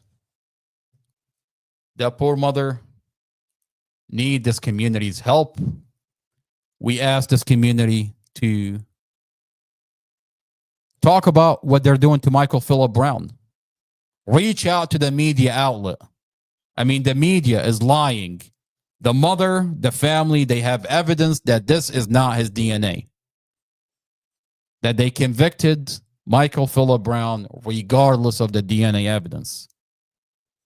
We ask this community to reach out to the media and ask for accountability. Under Commonwealth Amy Ashworth, this is not a community. There is no accountability. And we ask that this community wakes up. Wakes up just a little bit. This is not an isolated incident. We have multiple files that are coming out of this county, and they're disturbing. Tatiana David, Juan Campos, 18-year-old Juan Campos, Mohammed Ikram Sherdel. Now we have Michael Phillip and Brown. I mean, we think that MUSTAFA ALJAZAIRI is an isolated incident. It's not an isolated incident. I want to thank Casey. I want to thank Dre. Dre, thank you for being here. Good morning, good morning, good morning. They took my cell phone. They took my other cell phone. I was going to pull up an exhibit on it, but that's okay. There's a lot that we want to dive into. We want to talk about MUSTAFA's toxicology report. We have the document that show no alcohol and no drugs. We want to talk about the dash camera. The police department tell us that there's no audio, that they got themselves a lip reader. That's interesting. Officer Zymus, with digital forensic, admit that this dash camera has audio. So why the hell are you getting a lip reader if you have the audio? In a bond hearing on May 10, 2024, she says that if she gets a lip reader, the defense attorney says she doesn't have a lip reader. Of course, NBC4 goes on the news and says, the prosecutor said, we have a lip reader. She never had a lip reader. She said, if I have a lip reader. And then 2 months later, she gets herself a lip reader based on what she claimed that MUSTAFA's girlfriend is going to say. Well, the interesting part about lip readers is I can get you 5 lip readers, and all 5 lip readers are going to say 5 different things. And why would you need a lip reader if you have the audio? Oh, wait a minute. You sealed off that document. You sealed off that document hoping that no one is going to find out that this dash camera does have audio.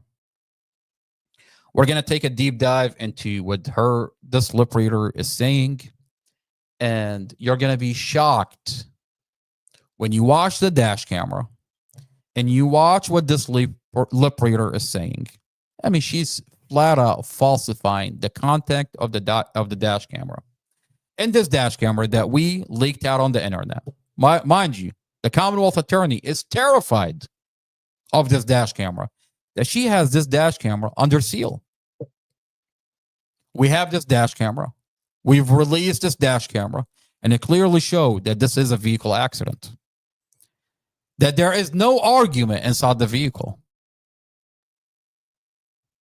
But then you have a lip reader that wants to tell you there is an argument.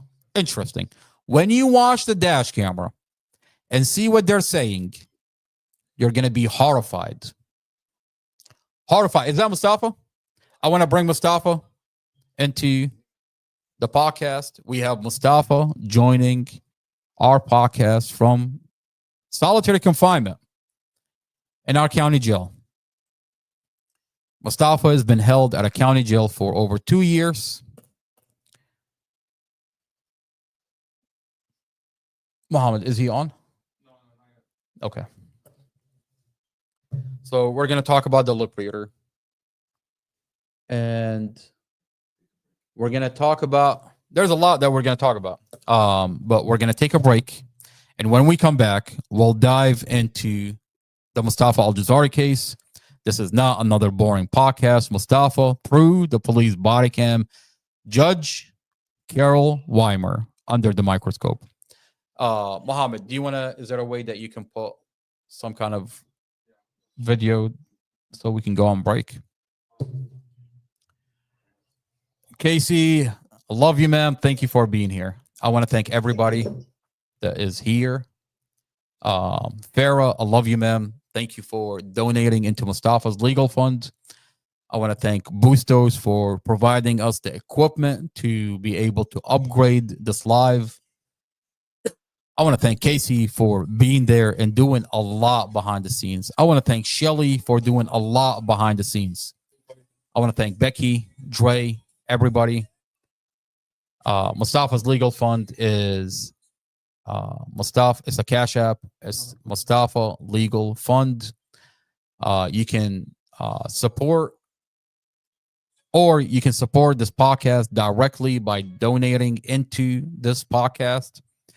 And this will help us build this podcast and invest into upgrading this podcast. On that note, we're going to take a break. This is not another boring podcast. Mustafa, through the police body cam, Judge Carol Weimer under the microscope. We're probably going to take a good 10-minute break, and we will be back.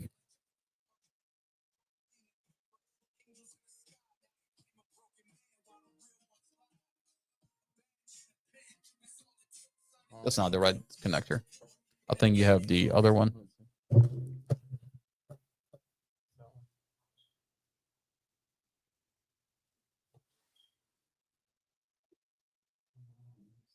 No, I can't switch to this one.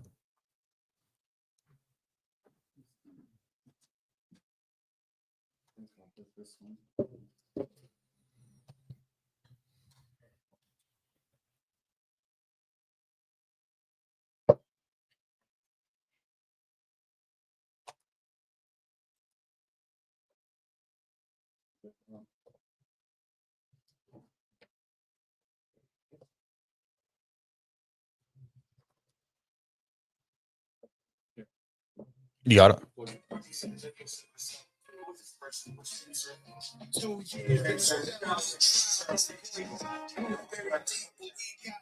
not gonna say it anyway. From the soul, from the heart, they know somebody.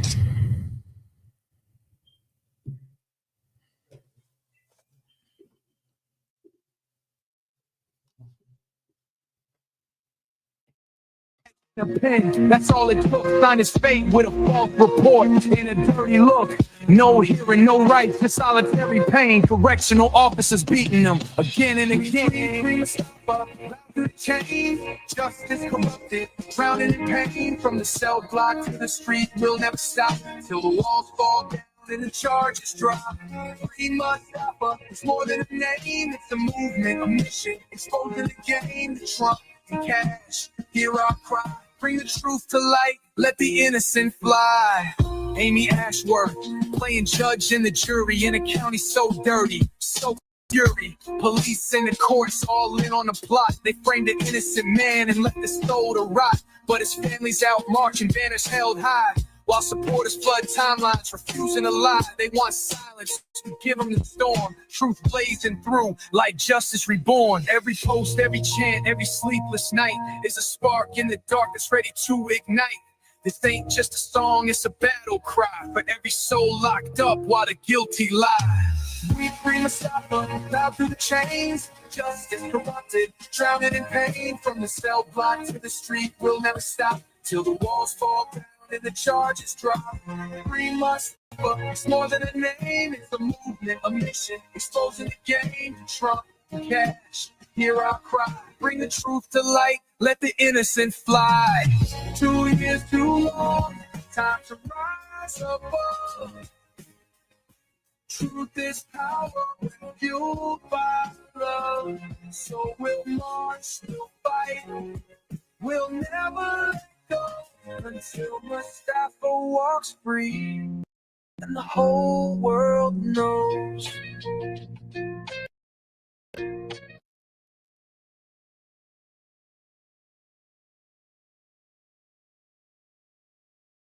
Are these individuals and myself? Who's this person? What's your name, sir? 2 years.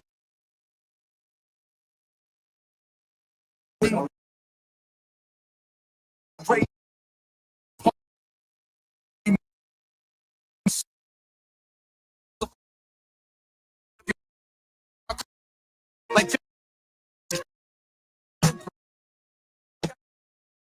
man, fate with a false dirty look.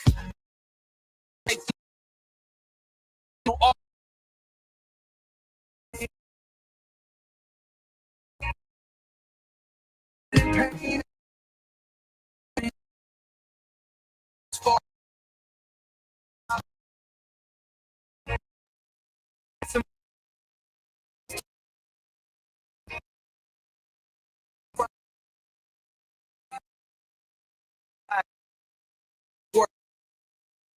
True.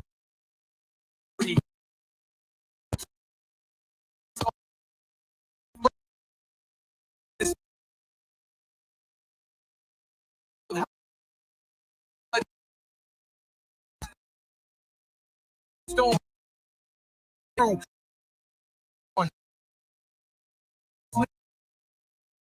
in the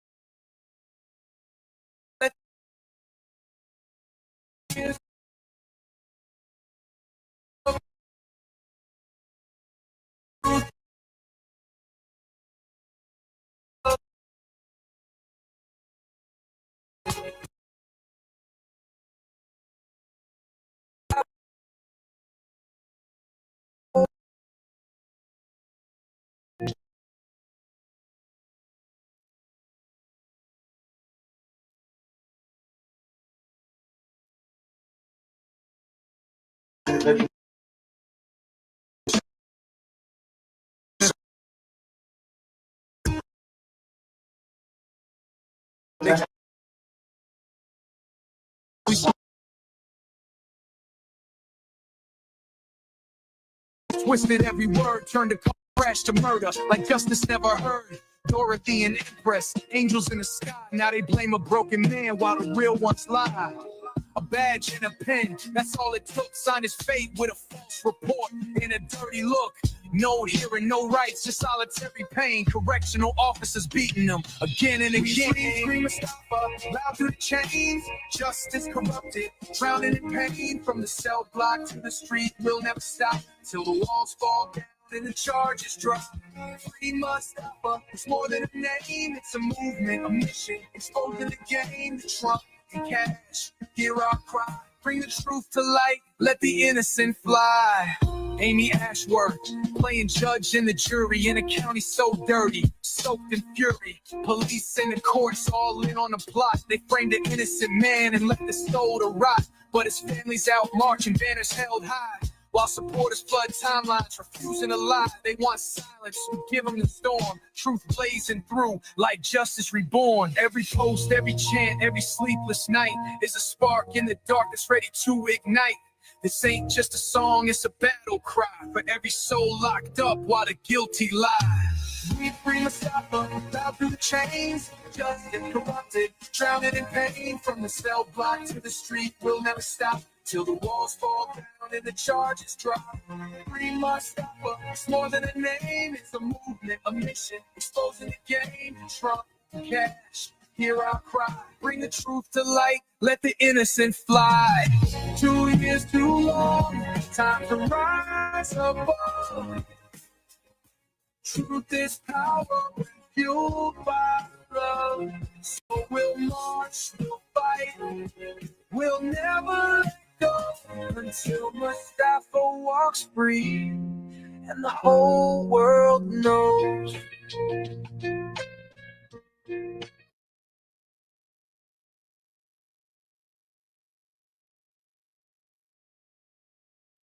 Are these individuals and myself? Who is this person? What's your answer? 2 years in a cell, no trial, no voice. Truth very deep, but we ain't got no choice. They try to erase them, take them apart, but we scream free Mustafa from the soul, from the heart. They falsified the paper, twisted every word, turned a car crash to murder, like justice never heard. Dorothy and Empress, angels in the sky. Now they blame a broken man while the real ones lie. A badge and a pen, that's all it took. Signed his fate with a false report and a dirty look. No hearing, no rights, just solitary pain. Correctional officers beating them again and again. Scream Mustafa, loud through the chains. Justice corrupted, drowning in pain. From the cell block to the street, we'll never stop till the walls fall down and the charges drop. Free Mustafa, it's more than a name. It's a movement, a mission, exposing the game to Trump and cash. Hear our cry, bring the truth to light, let the innocent fly. Amy Ashworth, playing judge and the jury in a county so dirty, soaked in fury. Police and the courts all in on the plot. They framed an innocent man and left his soul to rot. But his family's out marching, banners held high. While supporters flood timelines, refusing to lie. They want silence, give them the storm. Truth blazing through like justice reborn. Every post, every chant, every sleepless night is a spark in the darkness ready to ignite. This ain't just a song, it's a battle cry for every soul locked up while the guilty lie. We free Mustafa, loud through the chains. Justice corrupted, drowning in pain. From the cell block to the street, we'll never stop till the walls fall down and the charges drop. Free Mustafa, it's more than a name. It's a movement, a mission, exposing the game to Trump and cash. Hear our cry, bring the truth to light, let the innocent fly. 2 years too long, time to rise above. Truth is power when fueled by love. So we'll march, we'll fight, we'll never let go until Mustafa walks free and the whole world knows.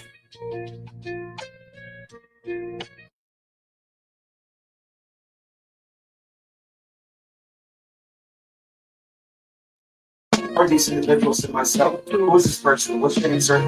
2 years in a cell, no trial, no voice. Truth very deep, but we ain't got no choice. They try to erase them, take them apart, but we scream free Mustafa from the soul, from the heart. They falsified the paper, twisted every word, turned a car crash to murder, like justice never heard.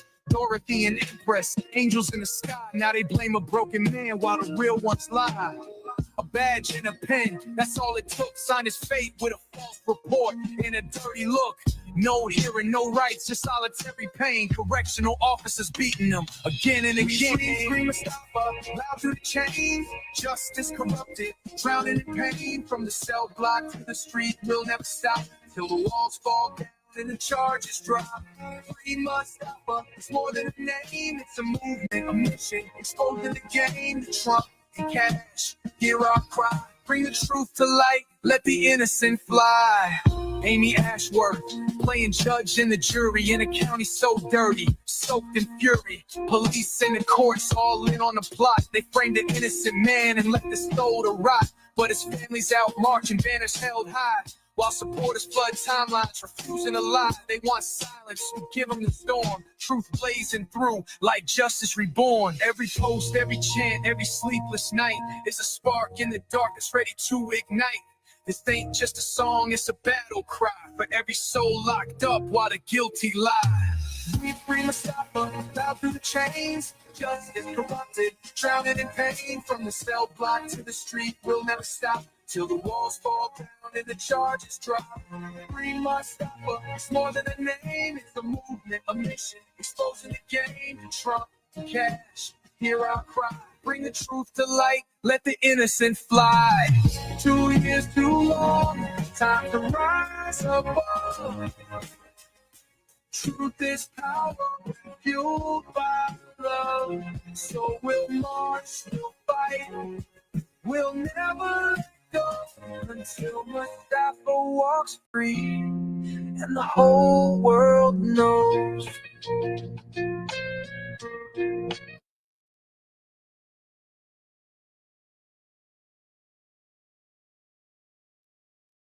Are these individuals and myself? Who is this person? What's your name, sir? 2 years in a Sir. cell, no trial, no voice. Truth very deep, but we ain't got no choice. They try to erase them, take them apart. But we scream free Mustafa from the soul, from the heart. They falsified the paper, twisted every word, turned a car crash to murder, like justice never heard. Dorothy and Empress, angels in the sky. Now they blame a broken man while the real ones lie. A badge and a pen, that's all it took. Sign his fate with a false report and a dirty look.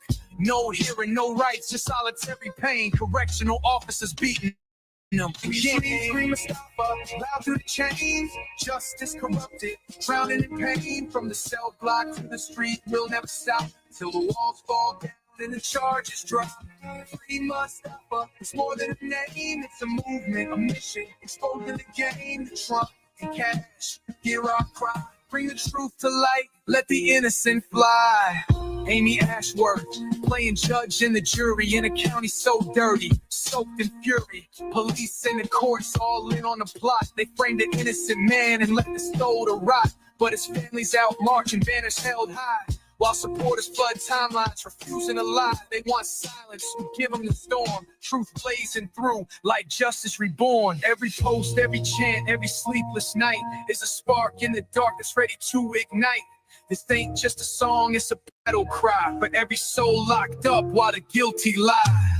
We free Mustafa, loud through the chains. Justice corrupted, drowning in pain. From the cell block to the street, we'll never stop till the walls fall down and the charges drop. Free Mustafa, it's more than a name, it's a movement, a mission. Exposing the game, the Trump and cash. Hear our cry, bring the truth to light, let the innocent fly. 2 years too long, time to rise above. Truth is power, fueled by love. So we'll march, we'll fight, we'll never let go until Mustafa walks free and the whole world knows.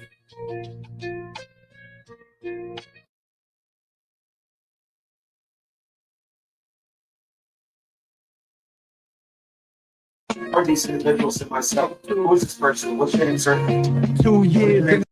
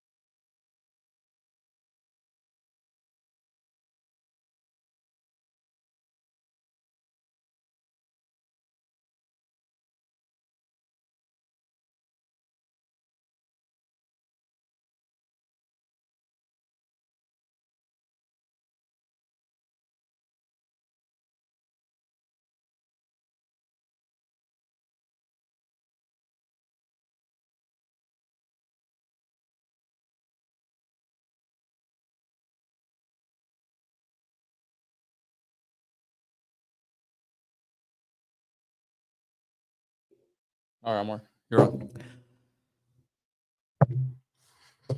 This is not another boring podcast. Mustafa through the police body cam. Judge Carol Weimer under the microscope.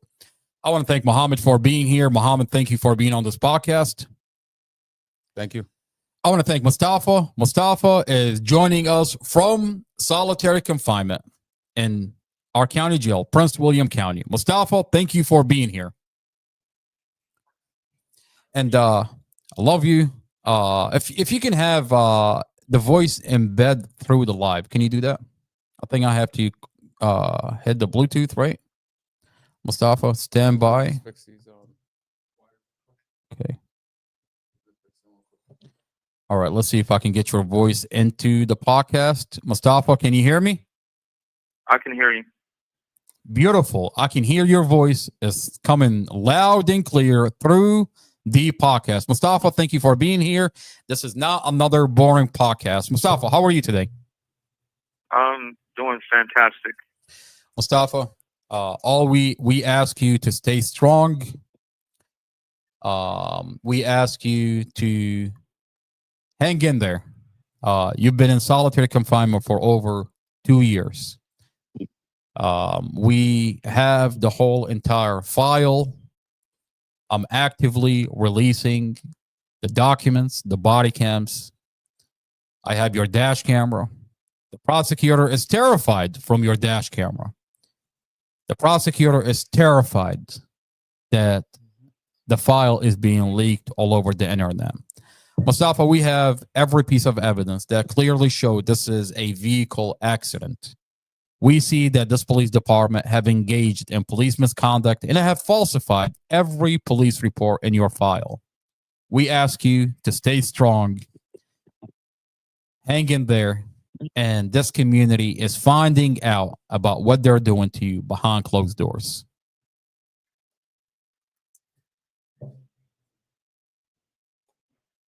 Mustafa, I love you. I love you too, man. I just want to say, I really appreciate everyone that's standing there by me and being there by my side during these difficult times.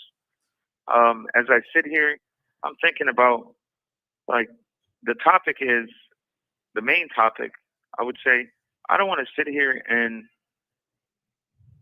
say the negativity that's going on within this jail, or, there's a lot of voiceless people in here that needs a voice, a lot of atrocities that's been committed for decades that I got to see in here that I've never seen in my life.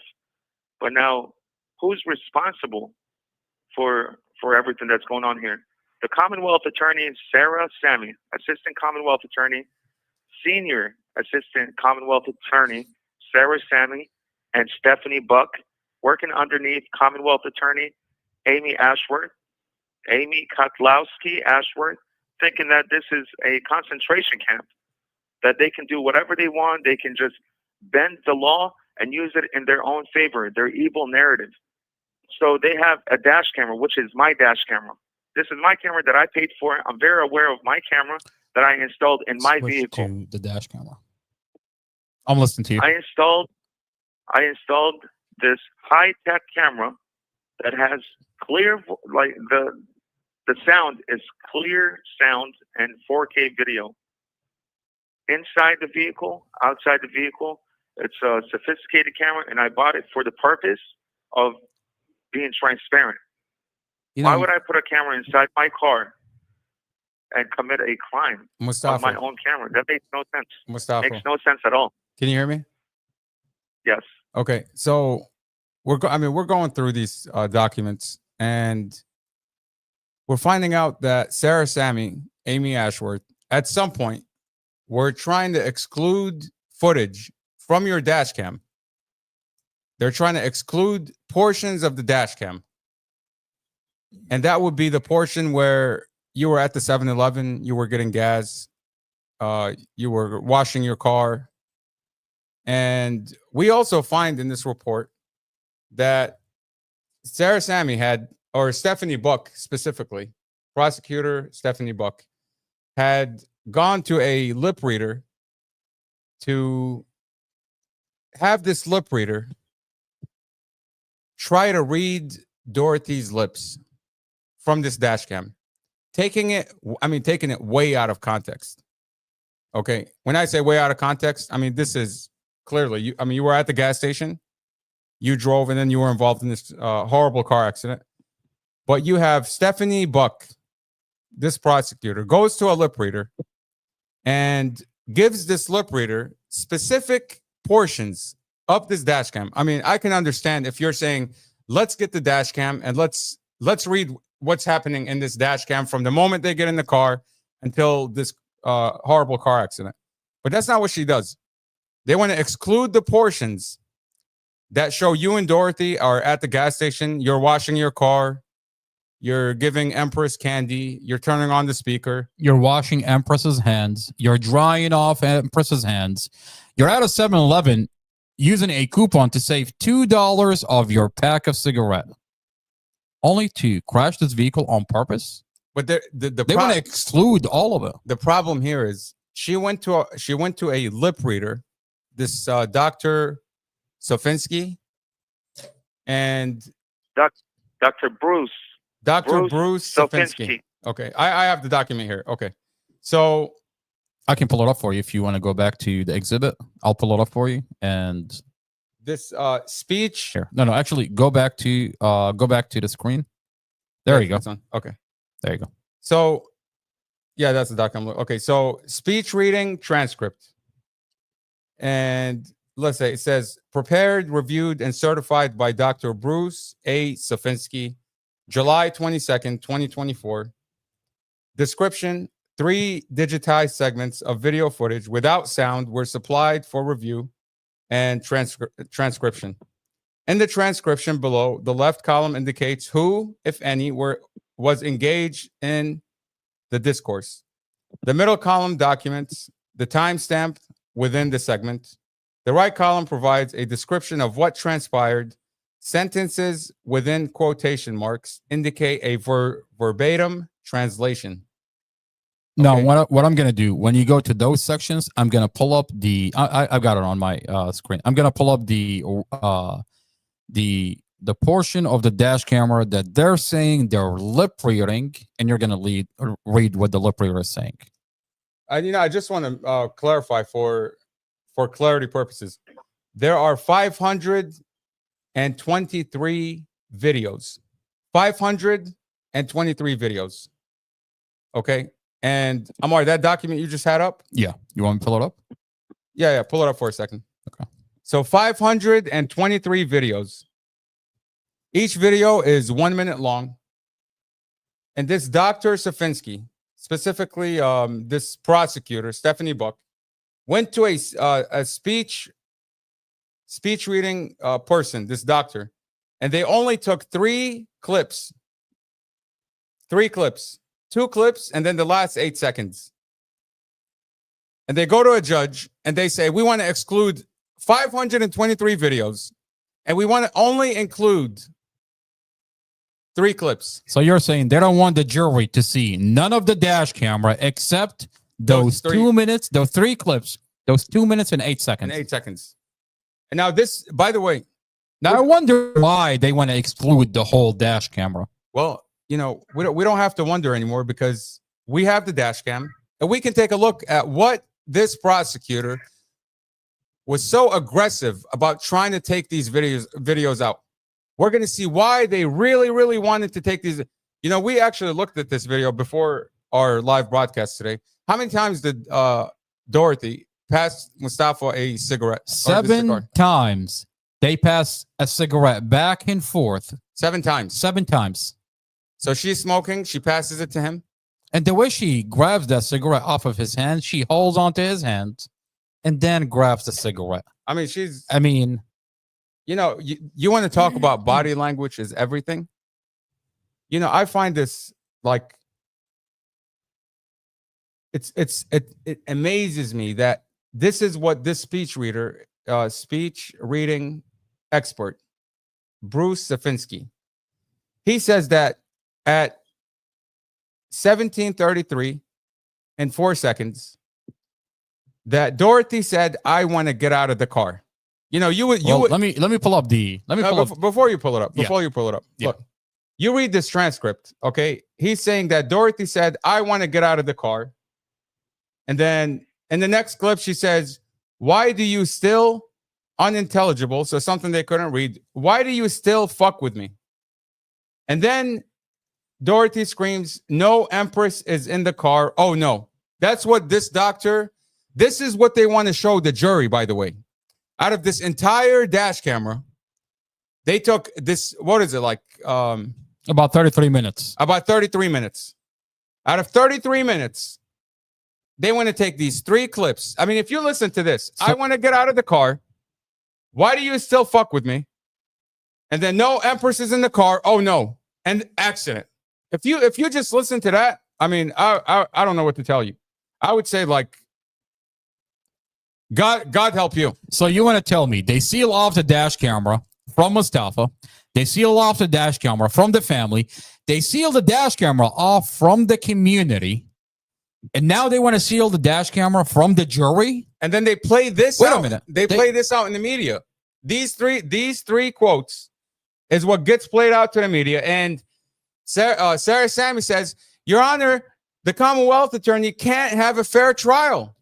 Oh, wait a minute. They can't have a fair trial because we're not allowing the Commonwealth attorney to take the dash camera out of context? Last time I checked, it's the defendant that's being tried here, not the Commonwealth attorney. So the person that's entitled to a fair trial is the defendant. You know what I find really that's who's on trial.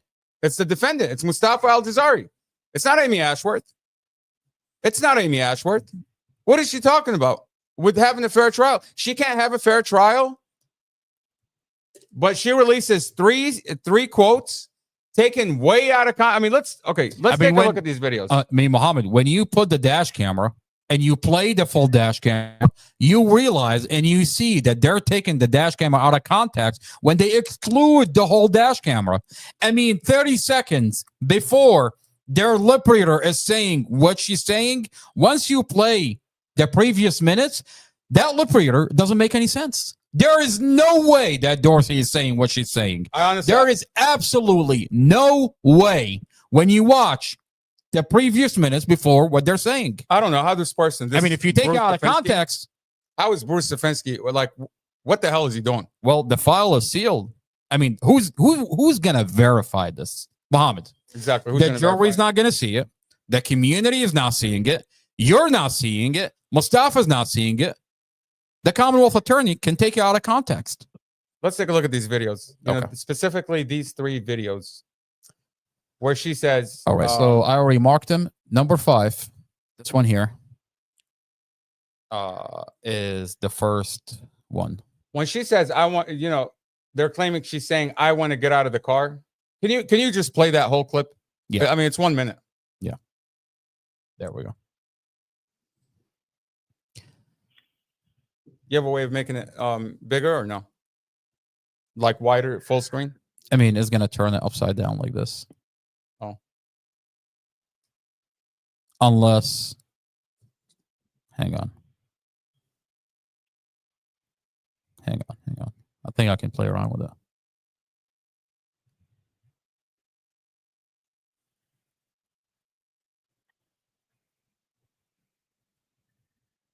I mean, maybe I can make it bigger. Wait, hang on.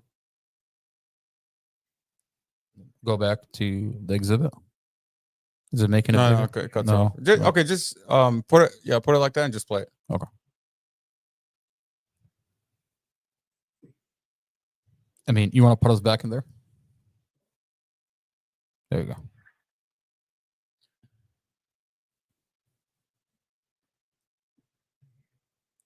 This is specifically 17 minute 33 seconds 04. Exhibit dash 59209T. And here they say that Dorothy is saying what? What does the lip reader say? She says, I want to get out. I want to get out of the car. Okay. I mean, watch her hands. I mean, if you're getting out of the car, I mean, they're at a traffic light. They're not moving. Is she reaching for that door? No.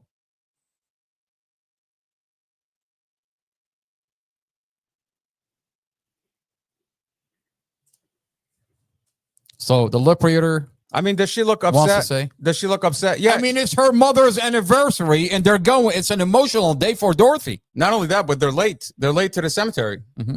The cemetery closes at dusk. Isn't she giving him hand gestures? Yeah, actually, if you go back like 3 minutes, 4 minutes, she's telling him where to go. She's telling him, you're going to take a right. You're going to go straight. We're going to watch it one more time.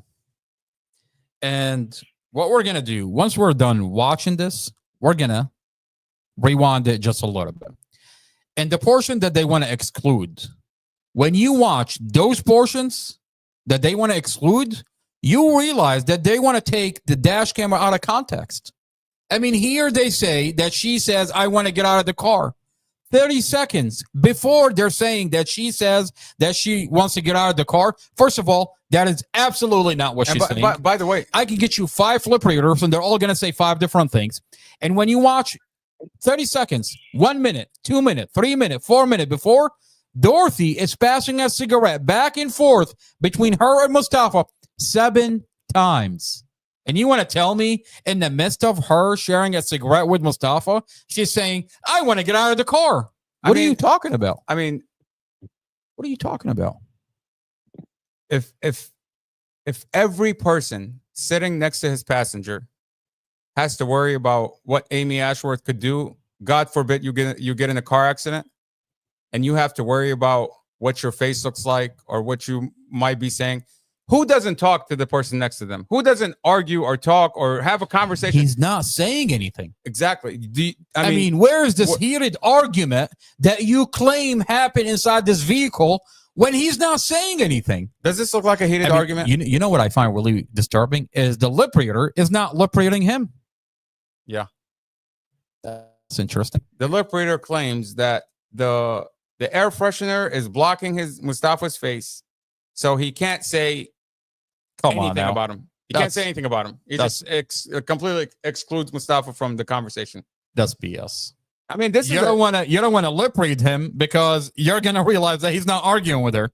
But think about it. What you're looking at now, the prosecutor told the community that the lip reader says, I want to get out of the car. I mean, you listen to that. You're imagining a heated argument. You're imagining somebody driving and the person next to them is like, I want to get out of the car. Banging on the door, trying to reach for that door handle. That's what she makes it sound like. They're at a traffic light. By the way, this is a sealed video. You will not get this anywhere else. This is an exclusive video that is being released. Amy Ashworth has sealed this video off from you because she knows better. She knows better. She knows what's best for you, the community. It's so graphic. It's so graphic. She had to seal it off from the community. Because if this video gets released, God forbid, she's not going to have a fair trial. You're going to call her out on her lies. I want to get out of the car. That's what she says. Bruce Safinsky, this doctor, I don't know where he went to school or what kind of education he's got, but he says that this clip represents, I want to get out of the car. I want to get out of the car. I want to get out of the car. That's what she says. Mohammed, I'm going to rewind 30 seconds. What are they doing here? Are they fucking sharing a cigarette? Are they fucking sharing a cigarette? Let's rewind another 30 seconds. I mean, I find it interesting that Bruce Safinsky didn't care to ask what was happening 30 seconds prior, or 30 seconds prior to that, or 1 minute prior to that, or 2 minutes prior to that. What was Mustafa doing 4 minutes prior to that? Was he washing his car? Are they sharing a fucking cigarette here? And look at the way she grabbed that cigarette from his hand. Can you when she takes that cigarette? Yeah, I'm gonna zoom in. I'm gonna zoom in so you can see how she's feeling his hands. No, Mustafa wants to add something. Mustafa, go ahead. But while you say that, I want everybody to see how she grabbed that cigarette from you when she's feeling your hand, and that's a beautiful relationship. Mustafa, go ahead. Does that look like an argument? Now, she's giving him direction. Feeling on my hand, I'm passing it over. Look at my gesture. Look at her gesture. Look at the body language. We're not arguing. You want to tell me this guy is a danger to society? This guy right here in the car. And mind you, for everyone that's watching, 1 minute this remaining. is hemp. This is not weeds. This is hemp. Dorothy has cancer. Hemp is not drugs. Mustafa endorses toxicology. No alcohol and no drugs. Mustafa, go ahead. Amar, I have the certificate of analysis from doctors, the toxicology report. We have it. We posted it. 2023. It says no alcohol detected and no drugs, no drugs, no alcohol detected in my system, in my blood, in my plasma serum from the hospital. So why were you charged? I don't care. Why were you charged with a DUI for 7 months? Look, she's giving him direction because here. Robert Trump is a liar. That's why. Why did they hold you? Why did they take away your freedom for 7 months? and they're charging you with DUI. Why? This is a document that Mustafa has no alcohol and no drugs in his system. That's facts. Mustafa, These are I have facts. on the So- screen a document that says no alcohol and no I mean, drugs in your system. Thank you for using Global Telling. You know, at this point, I think the Commonwealth attorney has some questions to answer for this community. This community is demanding answers. We're demanding answers. You want to claim that this was a DUI. You held a man for 7 months, claiming this was a DUI. Yet you had his blood work from April 11th. April 11th. This accident happened on April 5th. And by April 11th, you already had the results for his blood. Yeah, wanna you put charged the him. volume up for Mustafa. Yeah. You charged him with a DUI for 7 months. Press 9. Meanwhile, Hello, this while is they're a charging him, prepaid call from. Meanwhile, while they're charging him with DUI, they're fishing. They're going around fishing. They're going to Stafford County, the county he sued, and they're asking, "What can we get on this guy?" And you know the biggest mistake they did. The biggest You want to play his volume up? Yeah. the biggest mistake that they did was they pulled up the case from the lawsuit. That's in his file. That's in his discovery. It's in his file, and they brought it into this discovery file, and they thought, "Oh shit, what the hell did we just add to this case?" Mustafa, can you hear me? Yeah, I can hear you. Okay, I was just saying, we're looking at your discovery, and what I said was Amy Ashworth was fishing. Sarah Sammy, she was fishing. They held you for 7 months on a DUI when they had your certificate of analysis for your blood that says no alcohol, no drugs. Yet they still held you for 7 months before they changed your charges. For 7 months, they held you. And what they brought into your discovery, they went to Stafford and they brought in all the information from this case where a tow truck driver back in 2018 came onto the property, lied to police. He was trespassing on our private property. And then he called the police. This guy, apparently, he had a warrant for his arrest. He had a warrant for his arrest for attempting to run over a female in another case. They arrested him that night. He had a warrant for his he has a warrant out for him. He had a warrant out for him. And the police took his word, entered our door at gunpoint, and charged us while we're sitting at home trying to eat dinner. They charged us with assault by mob on your own property. Now, those charges were dropped later, correct? In your own, imagine, in your own home with your family, and the police kick in your door at gunpoint without a warrant, and they say, "I'm going to charge you with assault by mob." This is a mob. On your own property, in your own house. They end up dismissing these charges. We sued the shit out of Stafford County. And this was a long lawsuit, an ongoing lawsuit. When Mustafa got involved in this car accident, this lawsuit was still ongoing, over $1 million lawsuit. And Sarah Sammy was fishing when this accident happened, that they accidentally brought in the Stafford case where we were suing for malicious prosecution. Sarah Sammy in court tells the judge, "Your Honor, I have disturbing police reports from Stafford County." Well, no shit, Sherlock. We were suing the hell out of the county. I mean, they brought in the case that we That sued is crazy. for.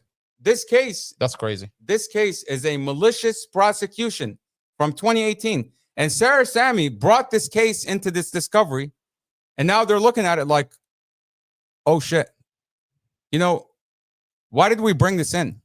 Because now if we introduce this case to the jury, because they want to bring in prior bad acts. They want to tarnish his reputation.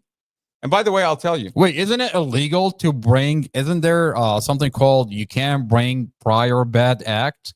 But yet she's going all the way into 2018. It's against the law.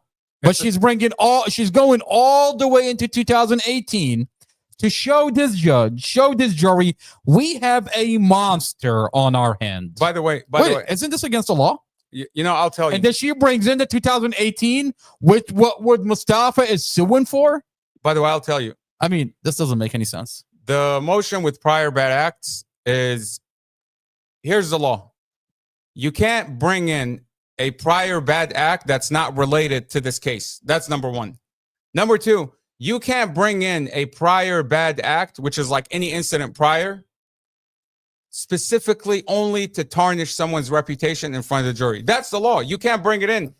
If you're specifically bringing it in just to tarnish his reputation. And Blake Weiner, when he read Sarah Sammy's motion, she says in her motion, I am bringing these prior bad acts, these incidents where he wasn't prosecuted. There was no prosecution. There was no he was never convicted of anything prior. But I want to bring these things in because I want to show that this is a bad person. That's against the law. You can't do it. You can't do it. Of course. Okay. And Judge Weimer should have just thrown out her motion. But what does he do? He starts to answer for her. I mean, we have the audio of the proceeding. We have the audio. So, you don't have to take my word for it. You can listen to how Judge Weimer is asking Sarah Sammy and Stephanie Buck, two completely incompetent prosecutors. He asked her repeatedly, 7 times. He asked her 7 times. He says, answer the question. She couldn't answer it. And then he ended up answering for her. She said, the facts are the facts, Your Honor. He said, what does that mean? He's like, tell me, what are the prior bad acts? Tell me. He says, you've been telling me a lot of your conclusions. I want the facts in this case. She said, Your Honor, the facts are you'll hear the bond hearing. It's ridiculous. But I want to dial back. I want to get back to the dash camera. I want to get back to the lip reader. So we just watched a clip, number 5, where where the lip reader says that Dorothy, she claimed that Dorothy is saying, I want to get out of the car. Dorothy is not reaching for the door handle. Dorothy is not indicating that she wants to leave the car. And prior to this clip, by the way, they're at a stoplight. And there's cars in front of him. He's in the middle of traffic. He stopped. And before 7 times they pass a cigarette back and forth. Mustafa, go ahead. Amar, if I can add also. Yeah. Dorothy convinced me to take her. I didn't want to go that day. I was like, I'm not going. I don't want to go. She said, please take me. Please. She persuaded me to take her to her mom's graveyard. Mustafa. She persuaded me. And I was like, okay, I'll take you. Why would she want to get out of the car if she's telling me to take her and this is her destination? Like, I'm taking it. This is corroborated with Imagine's testimony. He says, Mom took me and Empress in her van. And then she turned off her van, came back in the house and said, you know what? Moses is going to take us. Mustafa is going to take us. Okay. We see that, by the way, we see that all throughout the home videos. You're good. You're good. We see that all throughout the home videos where you're telling Javen, you're telling him that I don't want to go. I'm tired, man. I'm tired. I don't want to go. Like, I'm tired. And then later he's asking you, so are you guys going? You're like, unfortunately, we're going to go. Like, you don't want to go. In a forensic interview. That's not what Sarah Sammy was saying in court. Exactly. In a forensic interview, one of the children says Mustafa woke up late. He had other plans. Mom is the one that forced him to take her to her mom's anniversary. And was Mama's idea. Mom is the one that asked Empress. Mom is the one that asked us. This contradicts what the prosecutor claims in court. The prosecutor claimed that this is premeditated, that Mustafa premeditated this, and this is murder, that he specifically planned this out, that on this day, Mustafa was angry at Dorothy, angry at 5-year-old Empress. He forced his girlfriend and 5-year-old baby to get in the car, and it was his idea to go. That's contradicted by what the kids are saying. It's contradicted by everything. Everything. The Google Nest video. This prosecutor is flat out lying about the narrative. They're lying. And what do they do when they get caught? They seal it all off. They seal off the whole file. They seal it off and they tell the community, take our word for it. Just take our word for it. When you read that document where she says, I want to get out of the car. I want to get out of the car. Why are you fucking with me? And then accident. Here, number 5. So here, 7 times. Not once, not twice, not 3 times. 7 times they pass the cigarette back and forth. Look at how Dorothy grabs that cigarette from Mustafa. I mean, really, take a hard look of how Dorothy grabbed that cigarette from Mustafa. I mean, she grabs on his hands. She grabs on his hands. Look. And I'm going to zoom in just a little bit. Yeah, can you zoom in on the hands? If we were arguing, wouldn't she snatch it Look at from her my hands. hand? She's gently passing it back and forth, gentle. Look at how she grabs on his Not hands. This is not anger. This is not Look at an that. argument. There is no disagreement. What's going on here? What are these false She's giving him accusations directions. for? And then Dorothy's brother comes on national news on Fox 5, says she was on a phone with her friend throughout all this, as if like there was an argument or something. Look at the video for yourself. There's a camera right there, right in front of you. And then they use the resources. They use Dr. Bruce Stefanski's aiding and abetting, using his medical license. Do you have it? For Which this one? evil narrative. Someone should file a complaint. He should lose his license. Can you find it? They have a clear motive.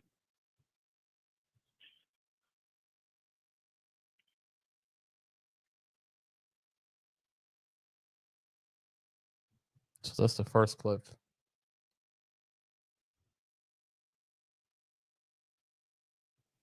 Whoever issued out the medical license for Dr. Bruce Stefanski should oversee what the hell he did, review this document, and review the dash camera, and fire him. And by the way, they do that with every expert they got. They take small snippets from the dash cam. They take small snippets from here, from there. I mean, you got an hour interview with these children, and they're taking one small sentence out of context, and they don't tell this expert that the child just said that detectives lied to him and told him that Mustafa fled the scene after crashing your car and leaving your sister to bleed. What do you have to say about that? Look, this is the part.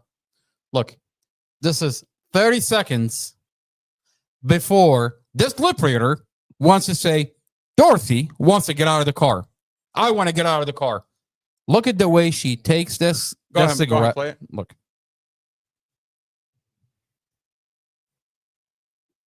I mean, does that look like somebody that is in an argument with somebody? I'm going to zoom in. I mean, God forbid if he was in an argument. God forbid. I mean, look at the way she grabs on his hands. Like, gently grab on his hand. I mean, you want to tell me they're arguing? I mean, what kind of bullshit is this? Who argues like that? Who argues like that? I mean, why do you think the camera is sealed, Hassan? She seals off, the Commonwealth attorney seals off this dash camera because she's terrified that the minute the community get a hold of this dash camera, they're going to call her out for her bullshit. They're going to say it's not adding up. It's not adding up. Commonwealth attorney, it's not adding up. And now she wants to exclude it from the jury. They want to exclude it from the jury. Interesting. They want to take this whole dash cam and play one, what is it, like three? They want to play 3 seconds here, 3 seconds there, and then the 8 seconds at the end. Take the whole thing out of context. I mean, when you play the whole thing, see what this... By the way, this is a 10-day jury trial. You don't have 30 minutes to play this for the jury? You're in such a rush.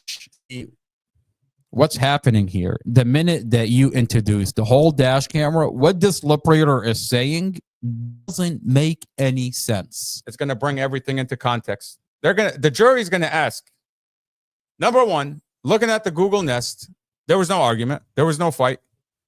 Okay. The kids are actually hugging him before leaving. Okay. He's turning off the light. He's fixing the camera. Nobody that's about to end their life is thinking about their electric bill. I tell you that right now. Nobody that's about to end their life in the next 5 minutes. Before he leaves the apartment, he makes sure all the lights are off. Nobody who's about to end their life in a tragic, horrible way, nobody is going to wash their car Now hold on, Muhammad. It's gonna Isn't turn the off the electricity lights. bill in his name? The electric bill is in his name. So you want to tell me that he premeditated this? He wanted to murder his family, but he's sitting murder there worried himself too in and the process. murder himself in the process.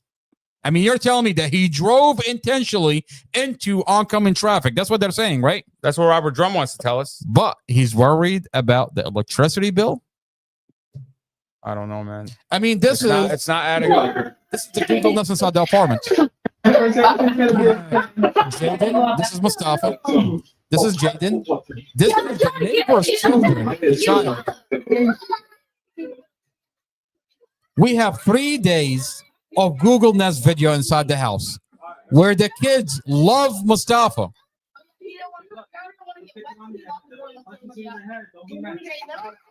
I mean, They're playing water gun. Does that look like an abusive house?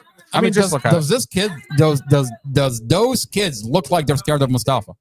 And the prosecutor says he was arguing for a couple of days leading up to this premeditation. Leading up. That's what she says. That's 5-year-old Empress. That's Dorothy, his girlfriend, the kids. This is a Google Nest inside the apartment. The prosecutor is terrified. Why is she so terrified of these videos? I mean, they wrote up a warrant, a whole warrant for the blink camera of the neighbor, Kim Coleman, to show how Mustafa dropped off these kids. They wrote up a whole warrant. You're telling me that this police department, who, by the way, they have Mustafa's cell phone password, they were able to get in through his phone. They didn't find his Google Nest app on his phone. Oh, they have the Google Nest, but it doesn't fit their narrative. Drum didn't turn on Mustafa's phone, open it up, and look at all through the apps, text messages, and everything. He didn't find these videos. They were hoping that you wouldn't get your hands on it. They have Mustafa in solitary. You don't have it. The family doesn't have it. The community doesn't see it, and they get to say whatever they want in the Mustafa ALJAZAIRI file. Are you telling us? Are you telling us that we're doing a better job getting evidence than the entire Prince William County Police? Oh, they know. They know. But Mustafa is a target. Mustafa engaged in a lawsuit against the police department. And when they get hold of Mustafa, they're taking advantage of a vehicle accident and falsifying every police report. They have the Google Nest, but they're not interested. This does not fit their narrative. Instead, they're weaponizing the kids. I mean, what worse than telling kids that just lost their mother, that just lost their 5-year-old baby sister, that, hey, Mustafa, the person that you loved and trusted. I mean, Jaden in an interview, in a forensic interview, says, I loved Mustafa. Mom always told me to trust Mustafa. And here we have him on a Google Nest that loved Mustafa. He told me, the investigator told me. By the way, that's Kim Coleman's son right there that ran into the bathroom. That's the neighbor's son. That's the neighbor's son. Okay, so that mother leaves her 5-year-old baby in that apartment, but Mustafa is so abusive. But she leaves her 9-year-old child in Mustafa's apartment. And he spent the night. And he slept over. On April 5th. On the day of the accident. He slept over. Hassan, the Commonwealth attorney, has a forensic interview. I mean, we have the video. We released it. In that forensic interview, the child investigator told me that Mustafa crashed the vehicle on purpose, ran away, left my 5-year-old baby sister in the vehicle, and if he hadn't run away, they could have saved my 5-year-old baby sister. I mean, you're telling that to a 9-year-old, a 10-year-old, a 14-year-old. You're weaponizing those kids against Mustafa. I mean, Mustafa was in a coma, helicopter to the hospital. But yet you lie to the children and you tell them, Mustafa, we could have saved your 5-year-old baby sister if it wasn't for Mustafa. He ran away. And then you put them in an interview. You're weaponizing those kids. This is child abuse. I mean, you have a Google Nest video that shows the kids love Mustafa. But when the police got a hold of him, they weaponized him. And they're upset. They're upset because we're releasing this evidence. We have another clip that we're going to play from the dash camera to cover the lip reader aspect of this case. This is another clip. So there is 5. So we just covered 5 where they claim that Dorsey says, I want to get out of the vehicle. No, she doesn't. She doesn't indicate anything that says, I want to get out of the car. That's a flat out lie. You want to take the dash camera out of context. That's why you want to not have anybody see the full dash camera. Now, number 7, I'm going to go over to number 7. And specifically 17 minutes, 34 and 4 seconds, dash 59210 dash T. For anybody that's tracking, these are the exhibits that the lip reader is using. Now, number 7, we're going to watch number 7. Mohammed, you want to read what number 7, the lip reader is claiming that Dorothy is saying? So here's what Dr. Bruce A. Safinsky said about this clip. He says at 9 seconds to 12 seconds, Dorothy said, "Why do you still fuck with me?" And then he says the male from 13 seconds on to the end of that clip, he couldn't tell anything from Mustafa's face because it was covered by an object hanging from the rearview mirror. How convenient. Clearly, you can lip read Mustafa.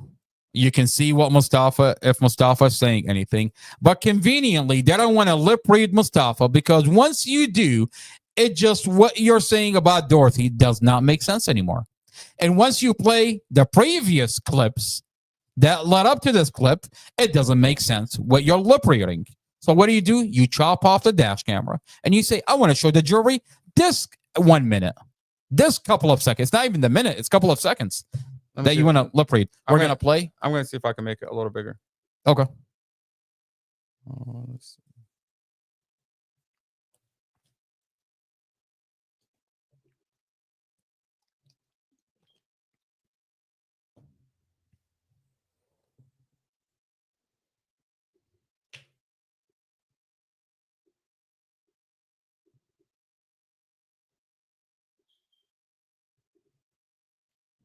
I guess not.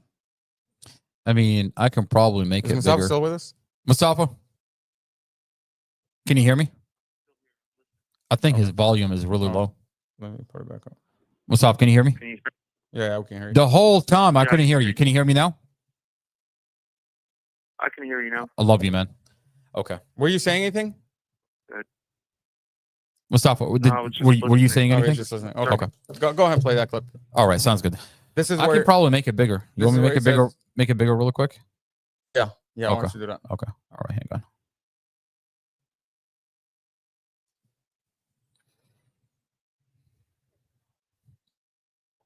I mean, this is so disturbing on so many levels.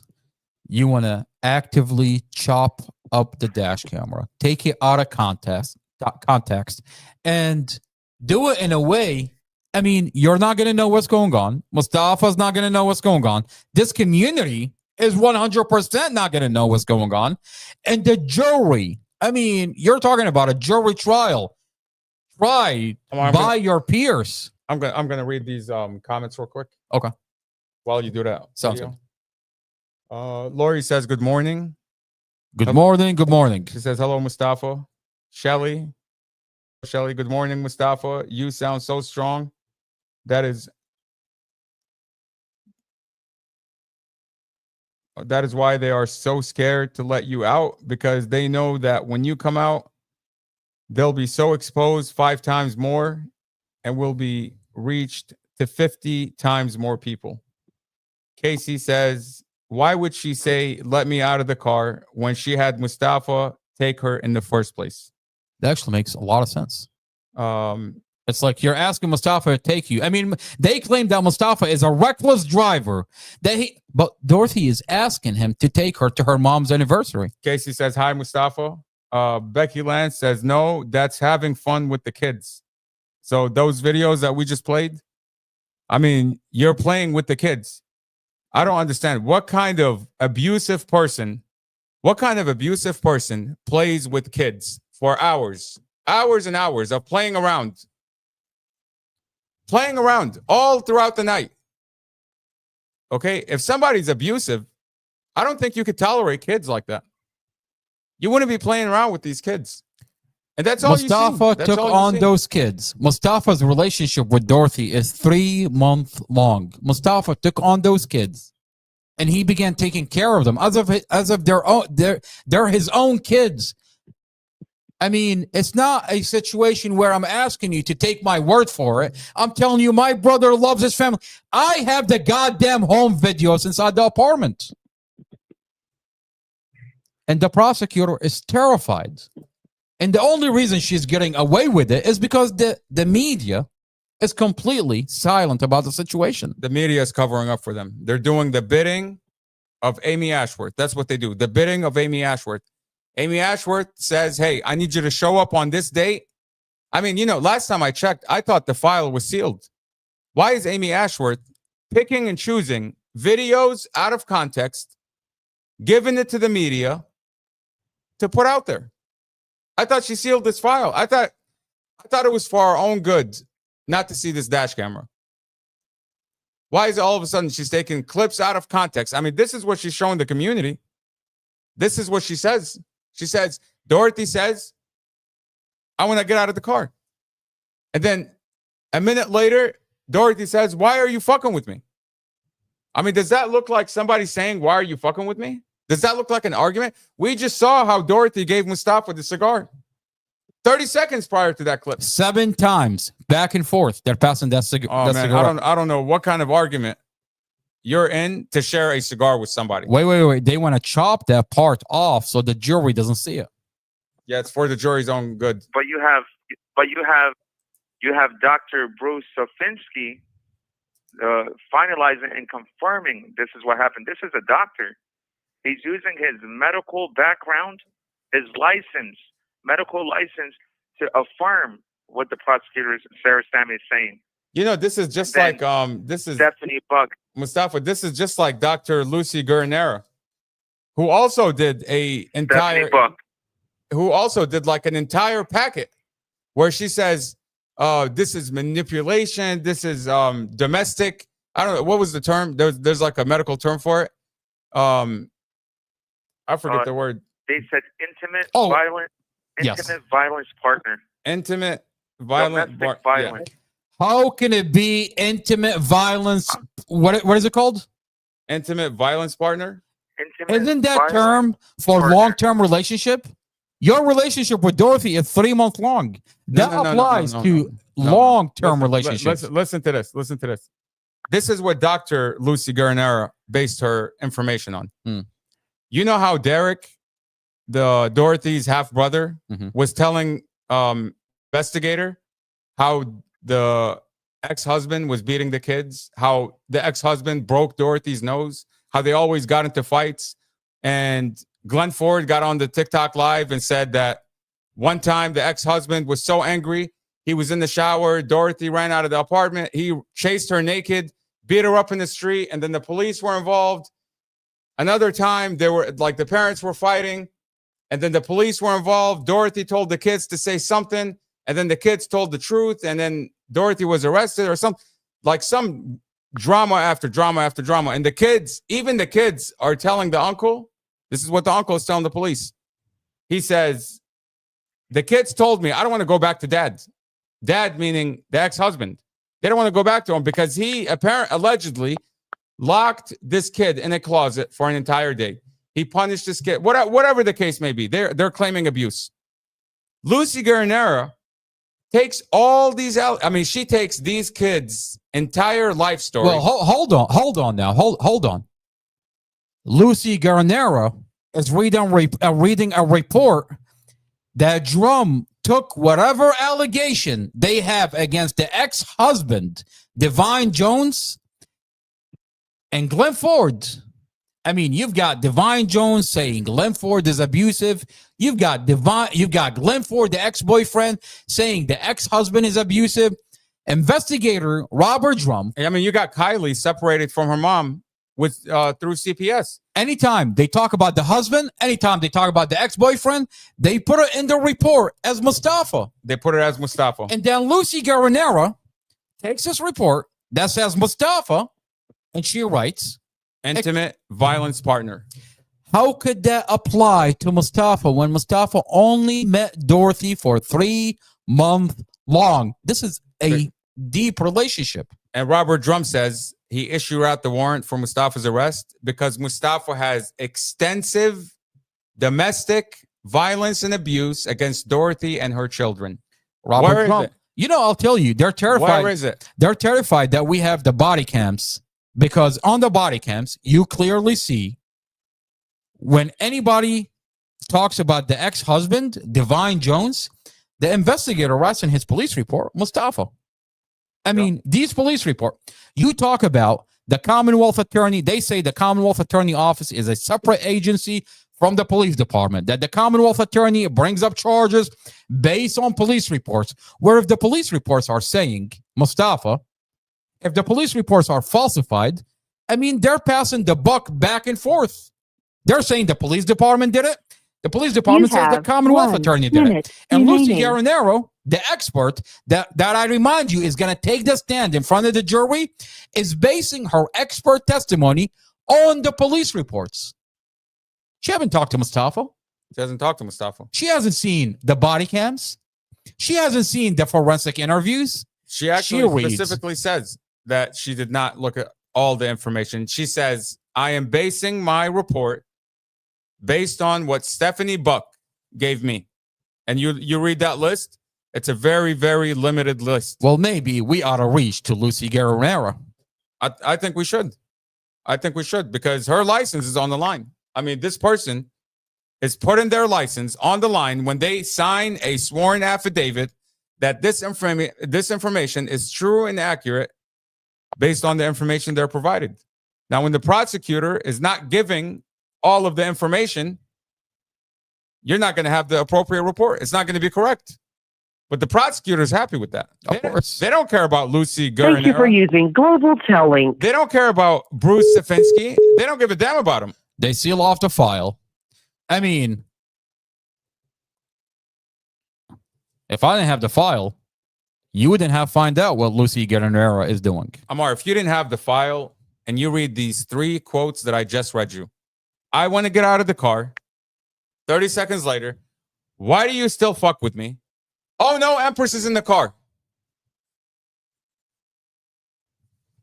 I mean, that's not what the dash camera shows. I mean, if I was the jury, I would say, yeah, he's guilty. Of course. But then when you look at the whole thing and you're like, wait a minute, they took the dash camera out of context.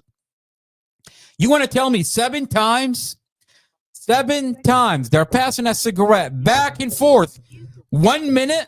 And they're arguing? 2 minutes. What heated argument are you talking about? She says a heated, violent argument.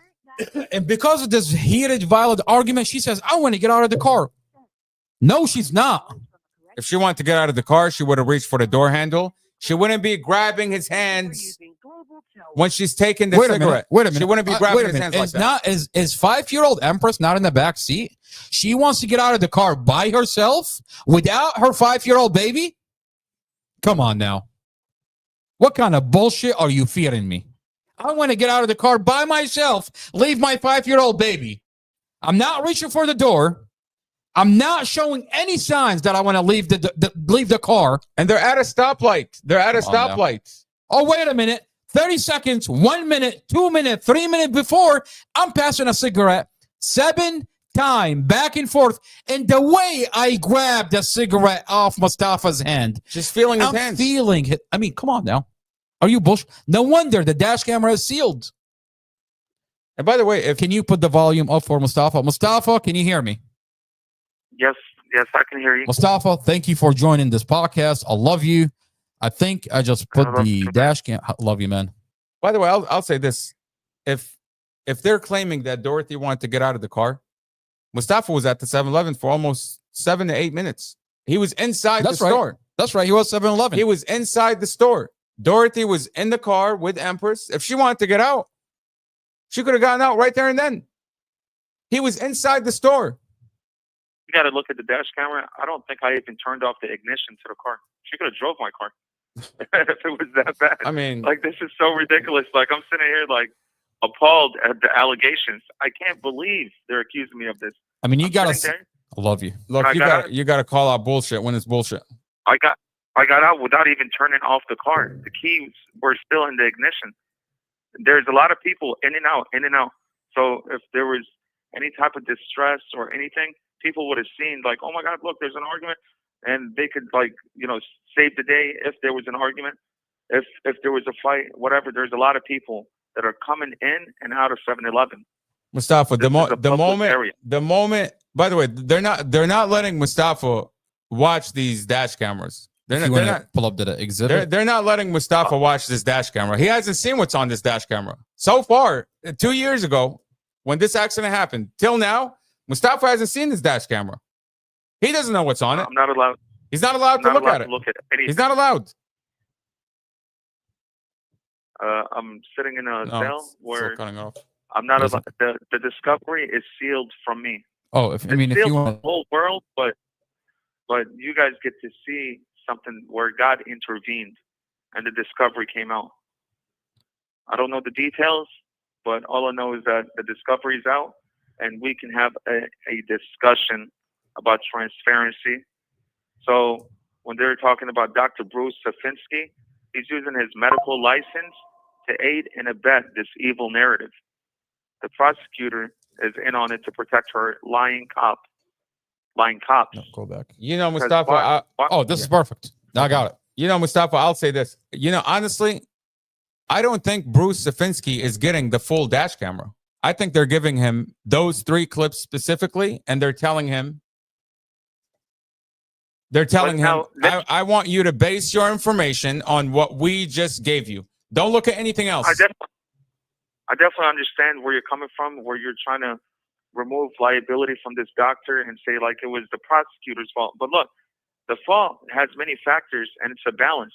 This doctor went to medical school. Do you know how long it takes for a doctor to go through schooling and education? I'm sure he has the common sense of saying, what happened prior to this? I want to get out of the car. Let's look at the body language of I want to get out of the car. Let's see what's going on. This mother and her daughter, she's not going to leave her daughter in the car and run out of the car and say, I want to get out of the car. Where is this position? We're at a stoplight.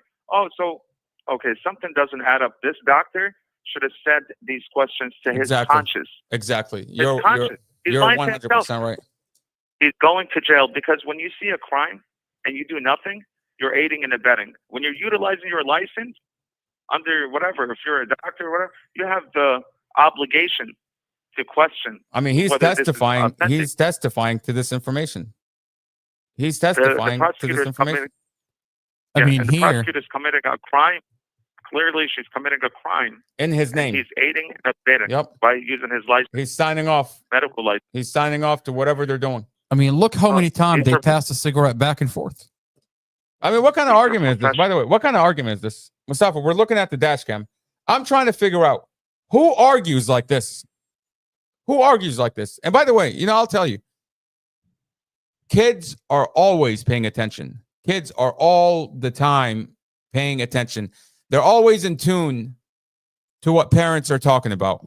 Mom, dad, whoever's in the room, an adult, kids are always in tune into what's going on. Okay? If this was an argument, don't you think Empress would be all up in this conversation? Yep. You don't think she would be all into this? I mean, just look at it. She's giving him directions. She's giving him direction, and now you want to tell me I want to get out of the fucking car. What are you talking about? That's why Amy Ashworth sealed these videos. That's why she sealed them. Mohammed, that JBL speaker in the background, the light when it goes back and forth, that's how loud the music is. So you're telling me they're smoking a cigarette, passing it back and forth. And I remind the community, this is not weed. This is hemp. Hemp does not have drugs in it. Mustafa's toxicology, Dorsey's toxicology is no drugs, no alcohol, and we just put the document on the screen. I posted it. You can clearly see no alcohol, no drugs. This is hemp. You're telling me they're passing a cigarette back and forth. They're listening to music. That's the heated argument? Where is this heated argument? Oh, wait a minute. You want to chop up at this dash camera and have an expert who calls herself a doctor on the stand. Chop up the dash camera. The jury is not allowed to see this dash camera, only see clips. And you have a doctor in a suit on the stand. I am Dr. Safinsky. You should take my word for it. I'm not going to let you see the whole dash camera. I'm going to show you this. Because the doctor's word for it. Take the doctor's Just take his word word for it. Take your medication and go to sleep. Stay away from the window. Don't look out your window. Don't open your door. We are the government, and we're here to look out for you. Get the fuck out of here. Get the fuck out of here. 7 times they passed a cigarette. And then you have Dr. Lucy Guarnera that comes on her report, and she says the concerned ex-boyfriend, Glenn Ford. So he's The concerned ex-boyfriend. This ex-boyfriend who kicked Dorothy out and the children, who's sleeping in our van with no one to assist her in December, where it's freezing. This is Glenn Ford, who kicks him out, who's raping Kylie Clapp. He's sleeping with a minor, wakes up and sees Kylie Clapp in his bed. At the time, she was 15. She's a minor and he's 40 years old. He's sleeping with a minor, but Amy Ashworth is okay with that. She's okay with pedophiles. Robert Drum is okay with that because he needs to get Mustafa off the street. We need to use Glenn Ford as our star witness who's conspiring with Kylie Clapp to kill me. I'm over here making grilled cheese sandwiches for the children. I'm making sure they're good. They have clothes. They got food. They're registered in school. Lucy Guarnera, Dr. Lucy Guarnera, is using, I don't know what kind of verbiage to paint me as a monster. I'm the one who made sure that the kids are registered in school so that the mom doesn't get in trouble. And they're over here insinuating that I would threaten to call CPS on the family. I didn't want the children separated after the accident. I made sure I went home to make sure they're safe. With who? With the neighbor, Tanisha Coleman. I thought she was a good person. But it turns out she has another motive. Faces. She has another motive. She has a motive. With Amy Hodson. Mm-hmm. Amy Hodson. Mustafa, I'm gonna play for you. Coleman, Go ahead. Robert Drum, Stephanie Claiborne Drum. These body cameras do not lie. And the transparency is getting clearer and clearer as you put it in perspective, but put it in chronological order where it's organized and people get to see and decipher for themselves. When I go to trial, that's if my case goes to trial. When I go to trial, I'm going to stand and I'm going to talk to the jurors, and the jurors are going to be able to see everything, whether it's in court or whether it's in the world, what's happening in real time. I'm reporting live as I'm breathing. I'm alive and well. You know, God has this community is going to see the evidence. You know, I've never met a criminal that says, God, I hope there's a camera recording everything. God, I hope that camera was recording everything. I've never seen a criminal say, God, I hope there's a camera that recorded the entire incident. I mean, who's in here? Who's in here deleting body cams? Who's in here deleting? Look, Sean Shelton told us that Robert Drum recorded the conversation between him and Mustafa on April 7th. That's what Sean Shelton, this is internal affairs. I don't think internal affairs is going to lie to us about a body cam. He says, Robert Drum recorded the conversation between him and Mustafa on April 7th. But, you know, I'd like to take your version of it. Now, we go into evidence.com. It's not there. It's not there. It's not there. And not only that, the witness that first approached Mustafa's car after the car accident says the music was playing so loud. It was extremely loud. I mean, it's in a witness statement that the music was playing so loud. And we also know that at 6:36, when this accident happened, a Metropolitan DC police officer was already in uniform. He had his body camera, and he activated his body cam, which should have recorded the very loud music that was turned on. No, Mohammed, if you do me a favor. Where is this body cam? If you switch the exhibits, I want to play the body cam from the police officer. You know, I'll give you a news flash. The body cam from the DC cop, where he wrote a statement saying he uploaded his body cam to evidence.com the next day. It's not there. Robert Drum's body cam, it's not there. And I'll tell you why Robert Drum deleted his body cam.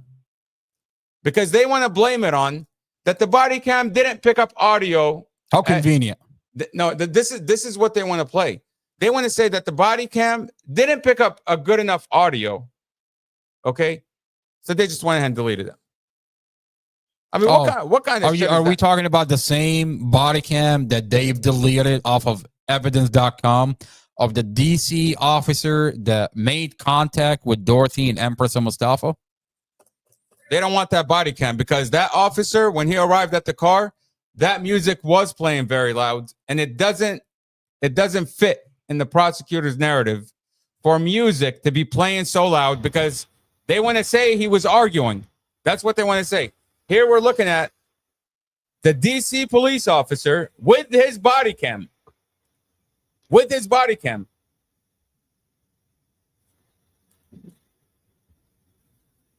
I mean, this cop has his finger on the trigger, on the mute button. Sir, hold the first on the scene. Do you need anything? We have a crash investigator coming out. So that he might DC cop that you're talking about here, he asked his supervisor, which is the Metropolitan DC Police Department, he asked his supervisor if it's okay for him to give his body camera over to Prince William County Police Department. Who? Lieutenant Sean Peak. Sean Peak. Lieutenant Sean Peak. What did you do with the body camera, Lieutenant Sean Peak? Well, Why did actually, you Mustafa, what's his name? Lieutenant Andy Margiotta actually says he went to evidence.com and he physically uploaded his body cam into the system. Right there. That's a document. That's the police statement that police officer Andy Margiotta says uploaded my BWC footage into evidence.com. I'm here to tell you that this body cam, they've actively deleted this from evidence.com. Elaine said she didn't see it. Blake said he didn't see it. And we didn't see it in evidence.com. So where is this body cam? Where is this body cam? Why are the police department actively deleting body cameras? Why? Wait a minute. So you're telling me that police department at Prince William County is actively deleting evidence from evidence.com. That's interesting. That's called tampering with evidence. That's interesting. That's called tampering with evidence. That's what they're doing. They're actively deleting body cameras.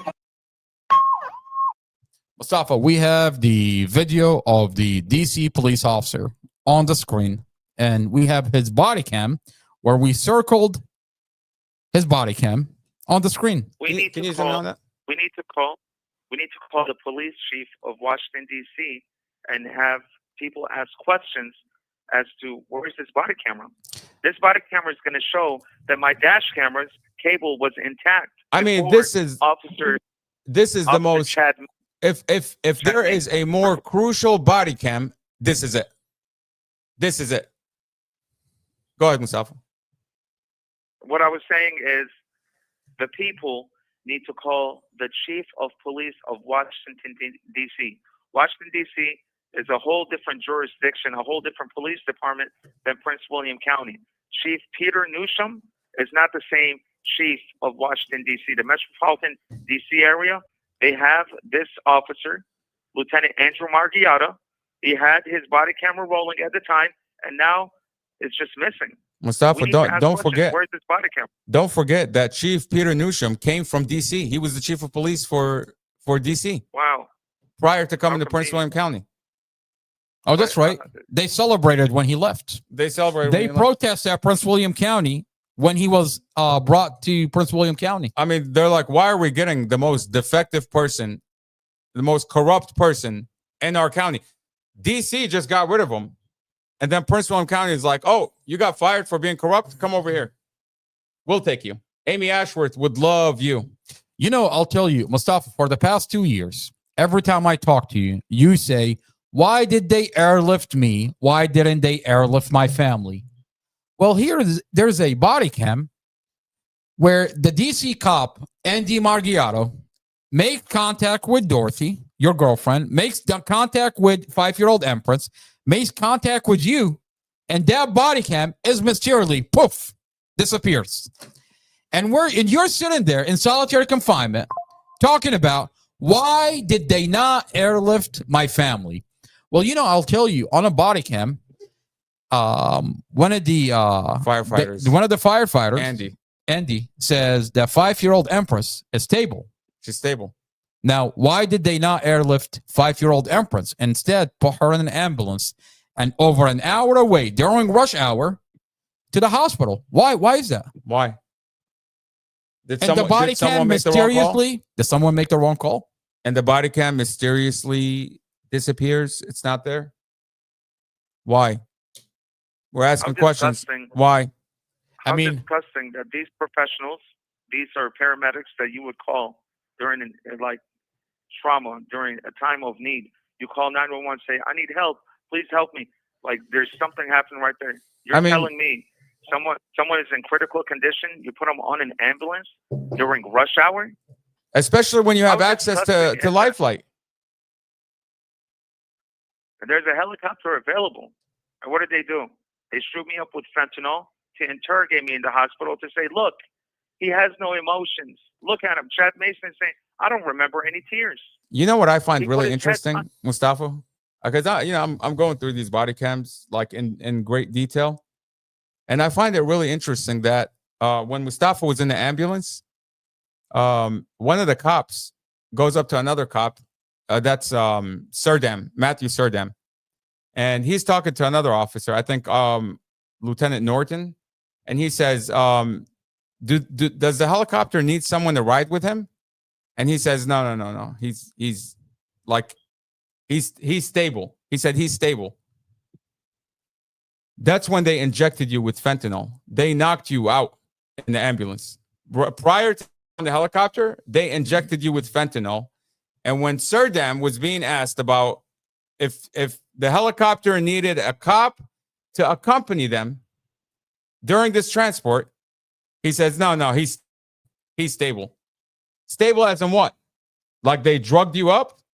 They drugged you with fentanyl? I mean, they knocked you out? I mean, Mohammed, what do we see in the hospital? In the hospital, they tell Mustafa, your family is okay. We're taking care of them. They're good to go. They're doing okay. And then 4 hours later, Chad Mason comes in with a body cam, and he tells Mustafa, your girlfriend, she's been dead 4 hours ago. And he's hoping that Mustafa is on 50 mcg of fentanyl. I mean, 50 mcg of fentanyl knocks you out for 9 hours. And what he's hoping, and he's got a body cam rolling for the prosecutor, that Mustafa is knocked out. He's out of it. So when he talks to him about his family, that Mustafa is not going to have a reaction, that he's going to roll and record this body cam for the prosecutor so he can tell the prosecutor, we got him. He did not care about his family. And when Mustafa is seen to be broken, cry, ask for his family, what's going on? Where's my family? I mean, Mustafa is crying. What did the investigator do, Chad Mason? He falsified the statement. He says Mustafa did not care when he was told about his deceased family. Clearly on body cam, you see Mustafa is broken and crying for his family. Casey says, if he didn't have any emotions, then why did Mason ask him if he was okay? He says, are you okay? Exactly. If he didn't have any emotions, why would you ask him if he's okay? You know, I'll say something else about Chad Mason. Chad Mason goes into the ambulance and he's asking Mustafa he unmutes his camera when he gets into the ambulance. He's looking at Mustafa's medication, pepper spray, and he's like, okay. All right. Pull up the I'm gonna pull up the body cam. You know, and then look, he's asking Mustafa, do you remember what happened? Mustafa says, what happened? Like, what happened? Mustafa's confused. I mean, the paramedic says that Mustafa thinks since 2022, my point is and Obama is the president. Mustafa is in a concussion. My point is this. Chad Mason is asking Mustafa, did you drink anything? Did you take any drugs? Mustafa says, no. Like he's on the stretcher in the ambulance. Chad Mason gets out and he goes to drum. He's like, I asked him and I got it on video. I mean, and then the clip ends there. He turns off his body. It's like he's performing for the camera. I mean, at one point, you're a cop just like everybody else. When you're on the scene, you're expected to be recording at all times. He's performing for the prosecutor. Exactly. He's performing. He turns on his body cam when it's convenient. He mutes when it's convenient. And that's your tax dollars at work. I mean, doesn't Chad Mason tell another police officer that engaged in interrogating Mustafa while Mustafa was pumped with fentanyl in an interrogation? Matthew Serdam. Doesn't he tell Matthew Serdam, make sure your body cam is off for all of it? I mean, what kind of statement is that? Pull up the exhibit. What kind of statement is that? Make sure your body cam is off for all of it.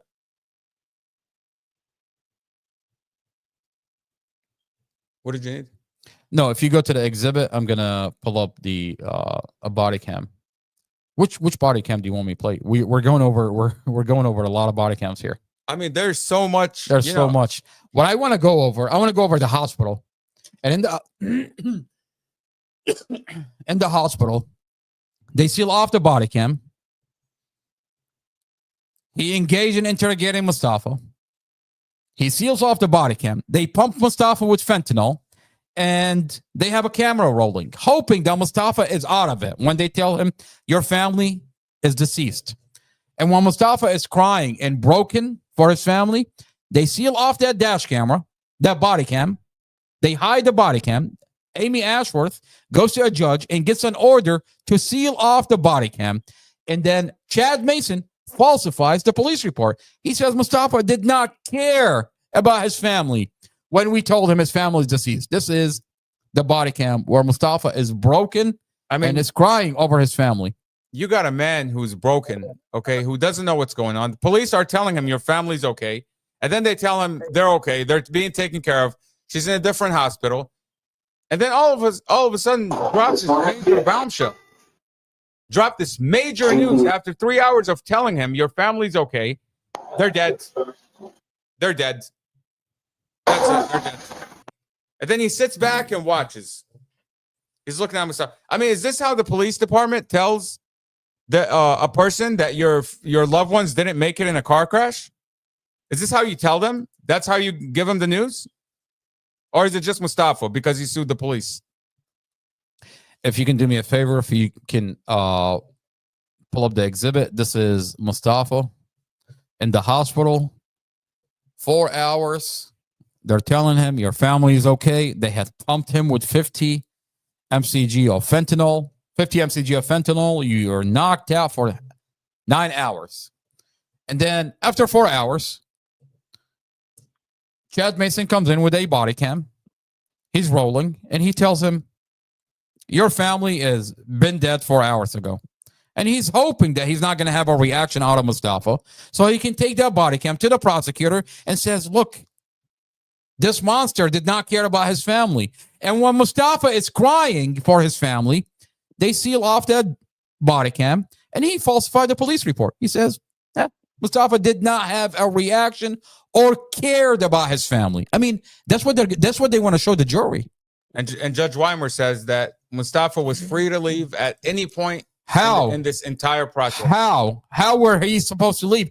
I mean, mom and the family is being yelled at and getting Chad Mason is telling the family, I'm going to arrest you or drag you off the property if you ask about Mustafa more time. I have the video. Literally said, we're doing an investigation, which means he's detained. He's not free to leave.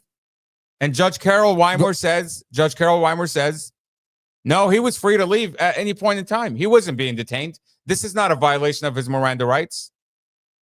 Clearly, he's at the hospital and officers are all around him, all over him, interrogating him.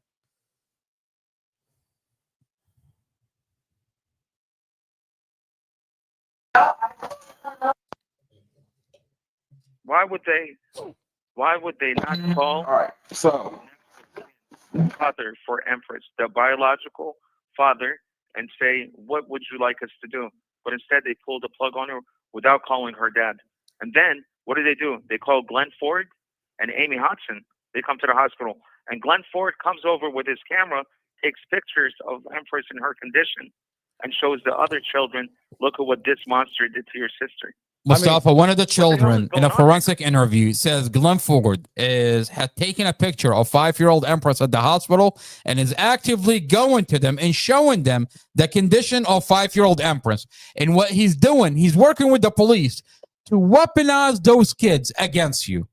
And I have evidence that Glenn Ford, the ex-boyfriend, who took possession of those kids, the neighbor who took possession of the kids, is with an investigator, Investigator Romero, and is weaponizing the kids who loved you, who I have evidence that it was a beautiful relationship, who the kids say it was a beautiful relationship. I mean, listen, before investigator told them that you ran away, left your 5-year-old sister, who the neighbor is talking about, that Dorsey had told her that you peed on her. I mean, it's weird. And then 2 days later, Nene, the neighbor, that tells the investigator, Kim Coleman, that Dorothy had told her that you peed on her. I mean, it's telling mom, you're the best thing that happened to the kids. I have a recording where she sits with my mom, talks to her on the phone, and tells her that Mustafa loved the kids, loved Dorothy. Dorothy and the kids love Mustafa, and she paints you as an angel. And she says, but Mustafa loved the kids, loved Dorothy. You should talk to the 14-year-old Javen. He's saying that Mustafa abused his mother. Wait a minute. Are you talking about the 14-year-old that loved Mustafa, that we see him on a home video, loved Mustafa, but after you told him that his mother told you that Mustafa had peed on her, you've weaponized that kid against Mustafa. And now you want to pull yourself out of the situation and say, talk to the kid. And when we talk to the kids, we see him in a forensic interview. When you hear him, he says, I didn't see it. Mustafa abused my mom.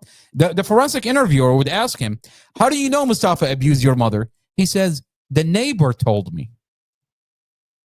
So you ask the kids, they tell you the neighbor. You talk to the neighbor, she says the kid. You talk to Glenn Ford, he says the kid. You talk to the kid, they tell you Glenn Ford. They tell you the investigator told me.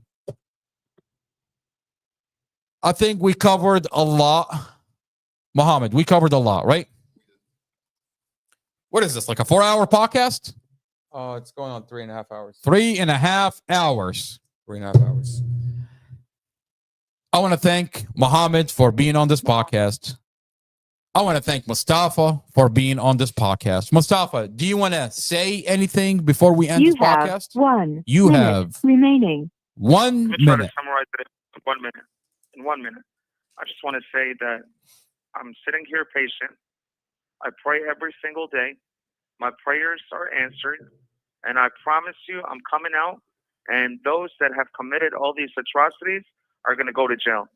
These high officials, state officials that are abusing their powers, they're going to be held accountable in the court of law.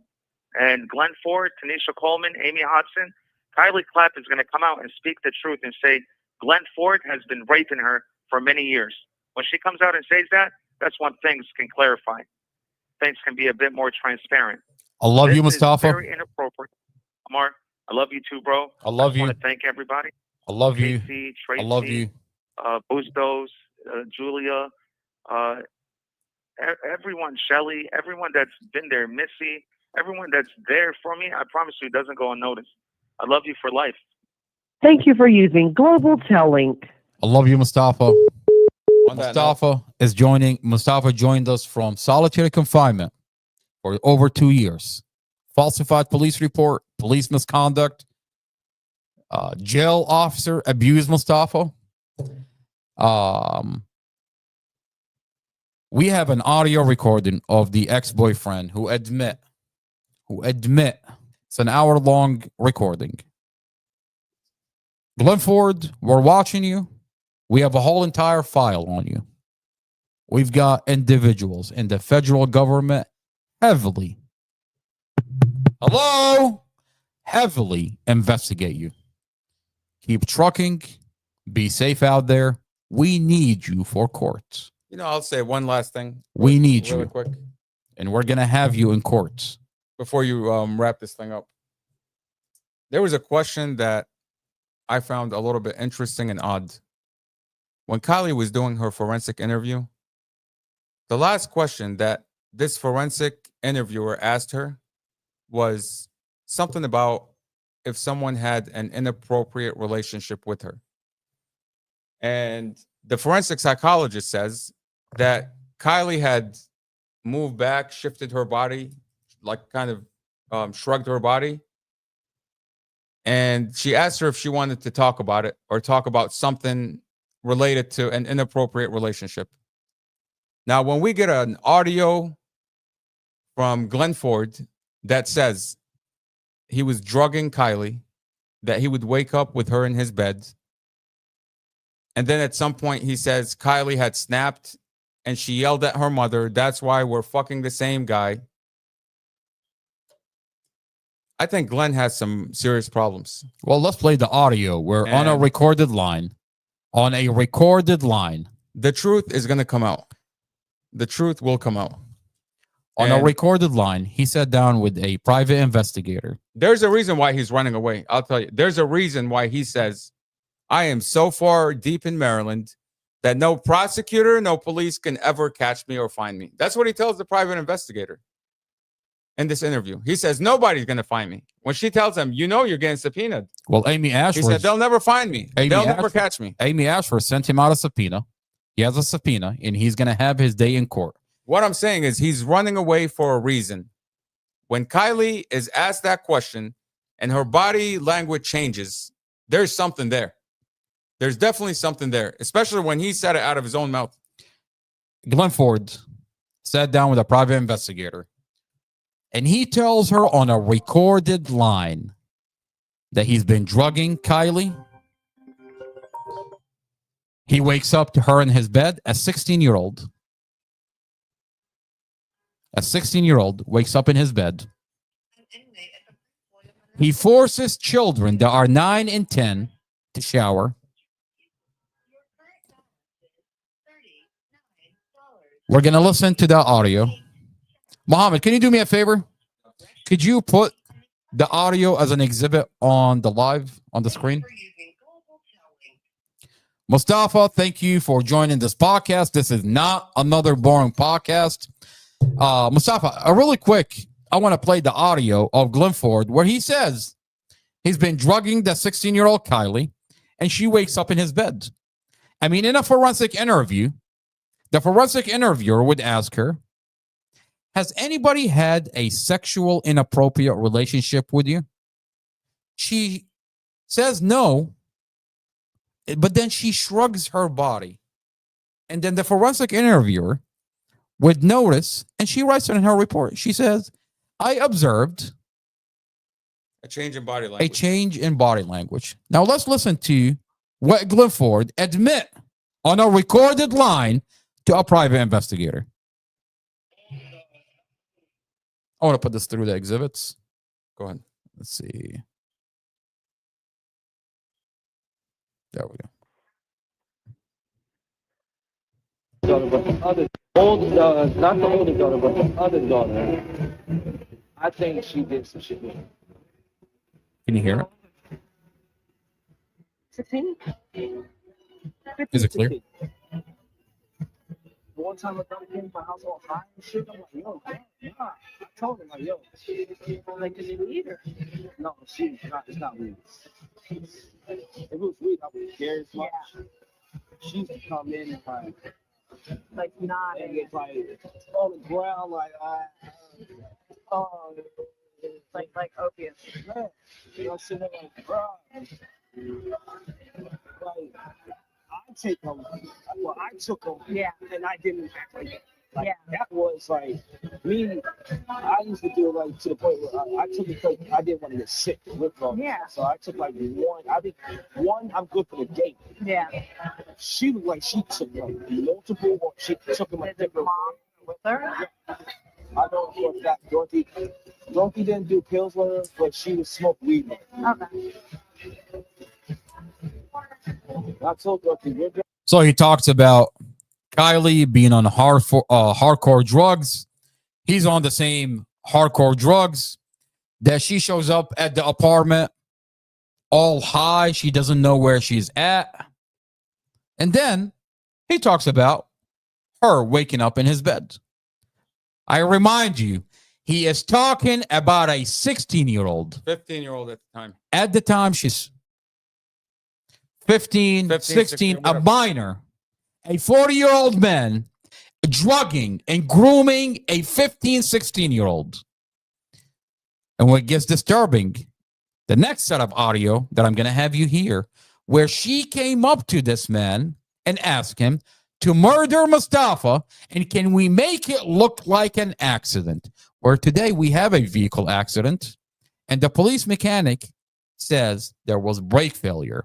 We want to know whether this vehicle had mechanical failure or did they tamper with the vehicle. We're going to inspect this vehicle, and we're going to get to the bottom of it, Linford. So be patient. There's an ongoing investigation.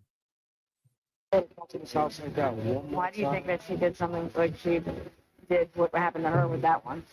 What the said it? What the fuck she said? Like when she was arguing with her mom, like, cause Dorothy and her, fine. This is not the oldest. Not the oldest. Those one, she's a sweetheart. She's a fucking sweetheart. She gangster too. Nah. She gangster, like, she ready to kill that nigga. Like, seriously kill that nigga. She's the one that wanted to. The older one. So what did she say to? Oh, cause they be arguing. Yeah, she be like the way she dressed and shit. Dorothy be like, you run around acting like a little slut or whatever. And she like, oh, you need to pop all the color back because we used to fuck the same guys and and all that shit. I'm like, oh, what? Y'all gotta go. Wow. Y'all gotta go. Y'all gotta go. Wow. And she was only 16 and said we used to. I'm like, y'all gotta go. This shit right here. I'm not about that life, nah. I don't want no cops knocking on my door asking for you. Wow. And they did that too. After I kicked her out, whatever, the school system came. It's like, yeah, don't be fucking. I'm like, yo, she can fucking live here. Yeah, because her kids haven't been in school for weeks. I'm like, I don't know where she at. She doesn't live here. She never lived here. Like, a lot of her behaviors remind me of someone who had a substance abuse problem. No, she never, like, she didn't do no drugs. What about that Mustafa guy? I don't know. I just think she smokes weed.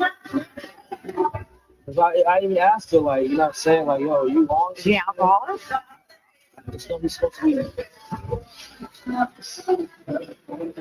Because I asked her, like, you know what I'm saying? Because at that time, I was taking that shit. And I was like, it would be a problem. Like, you know what? This is something that I won't, if I do it, I won't do it in this house. Yeah.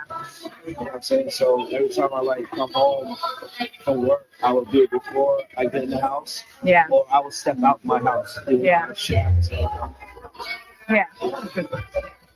Every time she's trying to sleep in my bed, like, no, go in the fucking living room, yo. I'm like, you're not sleeping in my bed, not with me in it.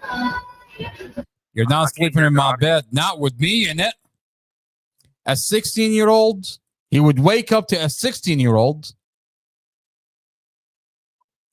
And they're both doing mushrooms? And they're both doing mushrooms. And you're not sleeping in my bed, not with me in it. I don't want none of that drama. I don't want to be caught up in none of that shit. One time I went to sleep, I woke up, she's in my bed. I got my ass up and went in the fucking living room and said, it's right now. He woke up, she was in his bed. He woke up. I fuck with you, my friend, and all that. Like, I know we had a history, we had a past, whatever, but this is different. This is fucking different. He said we had a history. Look. This is what he says. Listen to this. If you thought this was bad, listen to this. I mean, this is what they're talking about. A month before the vehicle accident. I mean,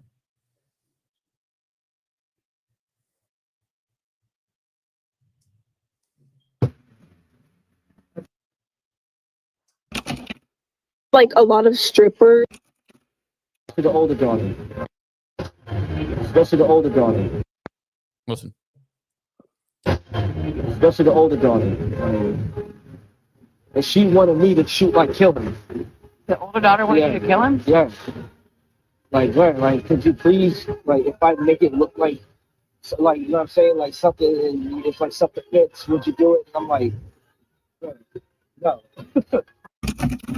You know, the girl, the 16-year-old, that he wake up, that he's given her mushroom, that he does mushroom with her, the girl that he wakes up, the 16-year-old that he wakes up in his bed, comes up to him and asks him, can we kill Mustafa and make it look like an accident? Well, today we have a vehicle accident, and the police mechanic is talking about brake failure. We want to inspect this vehicle. We want to find out. I mean, this is a police mechanic. Mohammed, this is a police mechanic. Inspect the vehicle and find brake failure. Brake. Put it back on the exhibit. Brake. Didn't engage. Brake did not engage. A police mechanic inspect Mustafa's vehicle and find out that his calipers did not engage. We want to find out if this is only mechanical failure or did they tamper with it? The real question is, how comfortable is this teenager telling a 40-year-old man, can you kill somebody? I mean, we're talking about killing somebody, like taking somebody's life. How comfortable or how close is this teenager to this 40-year-old man to tell him, can you take somebody's life? Well, I think she's blackmailing him. I think she has things on him. Like, I mean, what do you have on this person? Well, if she's waking up in his bed, what do you think she has on him? And when you find out her connection with a club owner that had a problem with Mustafa a month before he met her mother. Mustafa's relationship with Dorothy is 3 months long. And then we find out a month before Mustafa met Dorothy, there is this problem. A club owner that owns a strip club, Mustafa was selling and promoting his business. This club owner decides to kick Mustafa out of the property. A property that he does not own. It's public property. It's a fucking parking lot. And this guy goes viral for being racist to Mustafa. Now, this guy goes viral. The community began to boycott his establishment. I'm telling you, you're gonna fucking go. You're gonna insult me? You're gonna fucking get off my property. How many times I can tell him, officer? Get the fuck off my property. Get the fuck off it. I got this whole thing on. Get the fuck off my property. You get the fuck off it. You're gonna go to jail, bro. Yeah, you watch who goes to fucking jail. How many times have you heard? How many times I've told him? And you'll fucking see where we're standing. Get the fuck off my property, motherfucker. Fuck you. Get off. Isn't that public parking? This public parking. Mustafa is promoting his business, and this club owner who took it upon himself to remove this Mustafa out of the parking lot. It's not his parking lot. It's public property. This situation goes viral. By the way, the community started boycotting this club owner. He has a giant club out of Crystal City, and he goes viral for being racist to Mustafa.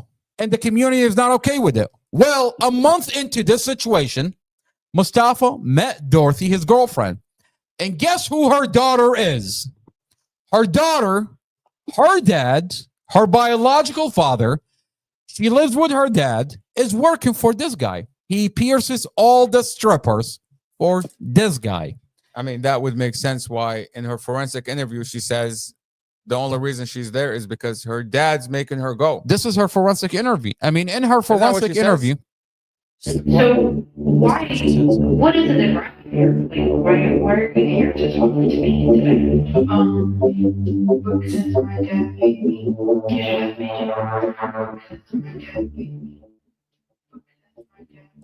my dad is making me. My dad made me. Why are you here? My dad is making me. Who's your dad? Her dad is a piercer that pierces all the strippers for the club owner that had a problem with Mustafa a month before. I mean, this girl is going up to Glenn Ford, the ex-boyfriend, who clearly on an audio recording, he said he's sleeping with her. I mean, apparently, this girl has a lot of stuff on Glenn Ford, a 40-year-old man. I mean, for her to ask him to kill him, to kill Mustafa. Then. Who's asking you to kill Mustafa? Oh, wait a minute. Your dad works for Billy, the club owner. You hang out with the strippers that works for Billy. I mean, You don't have to take my word for it. Let's listen to what Kylie says about the strippers and about her dad.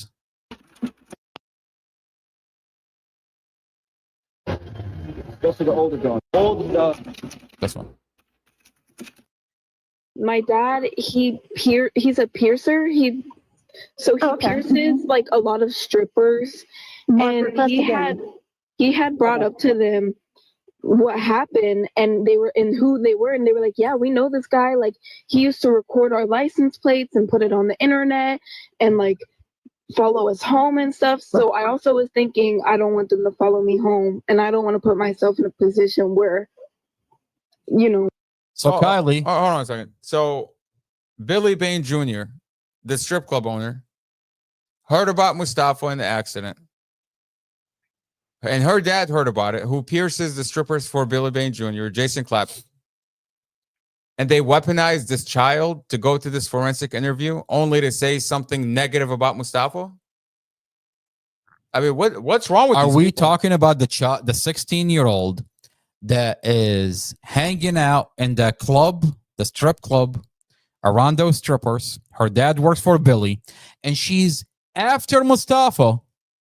I mean, she went to the ex-boyfriend to, can we kill Mustafa and make it look like an... The real question is... before the vehicle accident. The real question is, this request to kill Mustafa, I mean, where is that coming from? Because Kylie doesn't know Mustafa. She doesn't know him. Mustafa knows her mom 3 months, and that's it. She was never around when Mustafa was there. I mean, she does not live at the apartment. She lives with her dad. That's very clear from the documents. I mean, she says that in the forensic interview. Okay, so where is this request to have Glenn Ford attempt to murder Mustafa? Where is this request coming from? Jason Clapp, Billy Bain Jr.? Are they pushing this request down the pipeline? Well, I'll tell you what's really disturbing is you have all this information on the table, and the Commonwealth attorney, Amy Ashworth, take a wild guess who the star witness is into the character of Mustafa, who is claiming that Mustafa abused Dorothy and abused the kids. Who's the star witness in this case? Take a wild guess. Glenny. Who's the other star witness? Kylie. Kylie is a star witness. So you're telling me, Amy Ashworth, hello, Amy, Commonwealth Amy Ashworth. By the way, did you know that? You want to tell me that you're going to put Kylie, who clearly has a motive to paint Mustafa's character in the negative? Clearly, there's a motive here. She's connected to the club owner. I mean, are you kidding me? And by the way, Kylie, who says, I did not see Mustafa abuse my mother. I did not see Mustafa abuse the kids. By the way, but she begins to paint Mustafa as an abuser. Wait a minute, hold on. The strip club owner who buys the Prince William County Board of Supervisors. Oh, that's right. He donates into the supervisor board, who appoints the jail board members, who their job is supposed to stop this from happening. Abuse inside the county jail. Oh, that's right. Correctional officer, 6 giant correctional officers go into Mustafa's cell. 6 giant correctional officers go into Mustafa's cell and they rush into Mustafa's cell. One of them already has a taser out. I mean, if you zoom in on this guy, he already has a taser out. And why are they running into that cell? I mean, look at it. It looks like a bull that's about to charge. He's rubbing his foot. He's rubbing his foot like a bull, like he's about to charge in. And if you see this guy, Taser pulled right there. He already has a taser pulled. Now, did they file a report for having a weapon drawn? I'm sure there's an incident report where they have to report that. And they go in, beat on Mustafa, and only to take out an unconscious Mustafa. When Mustafa's taken out, he's unconscious. Who ordered this beating? That's a good question. Who ordered this beating? That's a very good question. Was it Billy Bain Jr., the strip club owner who buys the Prince William County Board of Supervisors, who appoints the jail board members? Was it Amy Ashworth who allowed this to happen and only sweep it under the rug? I mean, what are they trying to do? Why are they trying to murder this man? I mean, you have Glenn Ford being asked to kill him. He's in jail, they're attempting on his life. I mean, is he that much of a problem for the police? Is he that much of a problem for a strip club owner that they want to get him that bad? What's going on here? Is this how we treat pretrial detainees, Amy Ashworth? We're going to get to the bottom of it. We have the whole entire file, Amy Ashworth, and we're actively leaking it all over the internet. I mean, we can go on for days. You have so many videos. You have so many documents. Every single document in this case, every single document, I mean, every single document contradicts what the prosecutors are saying about Mustafa in court. Every document contradicts the charges they're bringing up in court. But yet, we can't seem to get anybody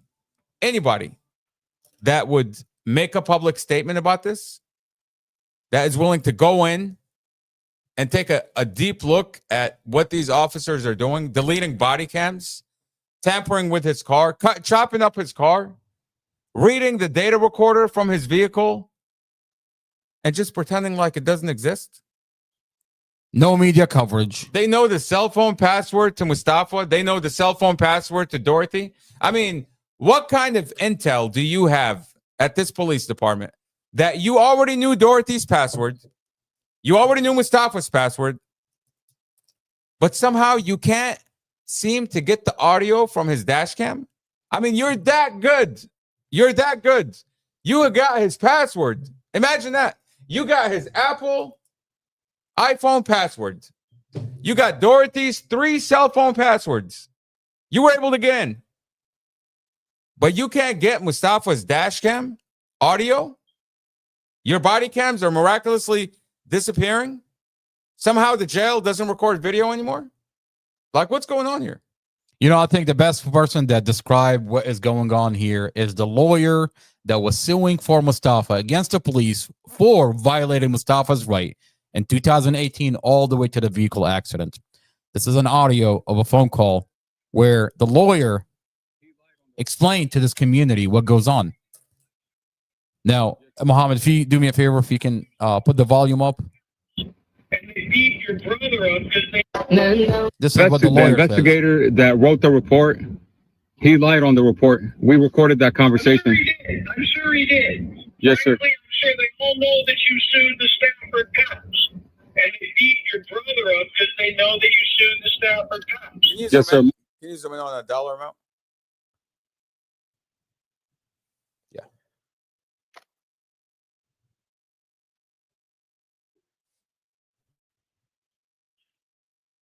Let's see. What does that say?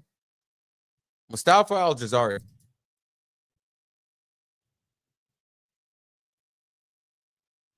Plaintiff.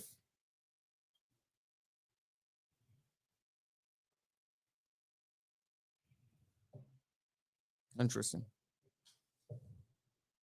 He was suing the police. On that note, you know, no media coverage. The Department of Justice is taking a back seat. While Senator Jackhoff is all the way in El Salvador attacking our administration. Well, we need you home, Senator. Can you do me a favor and play the exhibit on the screen? We need you home, Senator. I asked the vice president Senator, if Abrego Garcia has not committed a crime, and the U.S. courts have found that he was illegally taken from the United States, and the government of El Salvador Can you put it back? has no evidence that he was part of MS-13. Why is El Salvador? We have a senator all the way across into El Salvador. While right here in our backyard, we have an American citizen. No trial for 2 years. Preliminary is suspended. Preliminary hearing is suspended. Sits in solitary confinement. And they beat him, abuse him, sexually assault him, no medical. And Senator Jackoff is all the way in El Salvador. We need you home, Senator. We need you to look no further than our backyard here at Prince William County. On that note, I want to thank everybody for being here. I want to thank Farah. I love you, ma'am. Thank you for donating into the legal fund. I want to thank Bustos for upgrading our equipment. I want to thank Casey, Becky, Missy. There's a lot of comments. You can start. You know, I'm half blind. I can't see that far. Keep stand if you want to read them. There we go.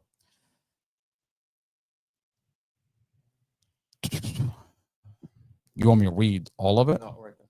Okay. Shelly, keep standing strong. I love you, Shelly. Thank you, Shelly. Thank you for doing everything you do behind the scenes. I love you, man. Farah, justice for Mustafa ALJAZAIRI. And for anybody that wants to know what I'm doing, I'm reading the comments off of YouTube. Casey, the other daughter, is at his house. Casey, we aren't that dumb. Glenny, you know, this county is not. Glenny, hello? Glenny, how's that subpoena doing?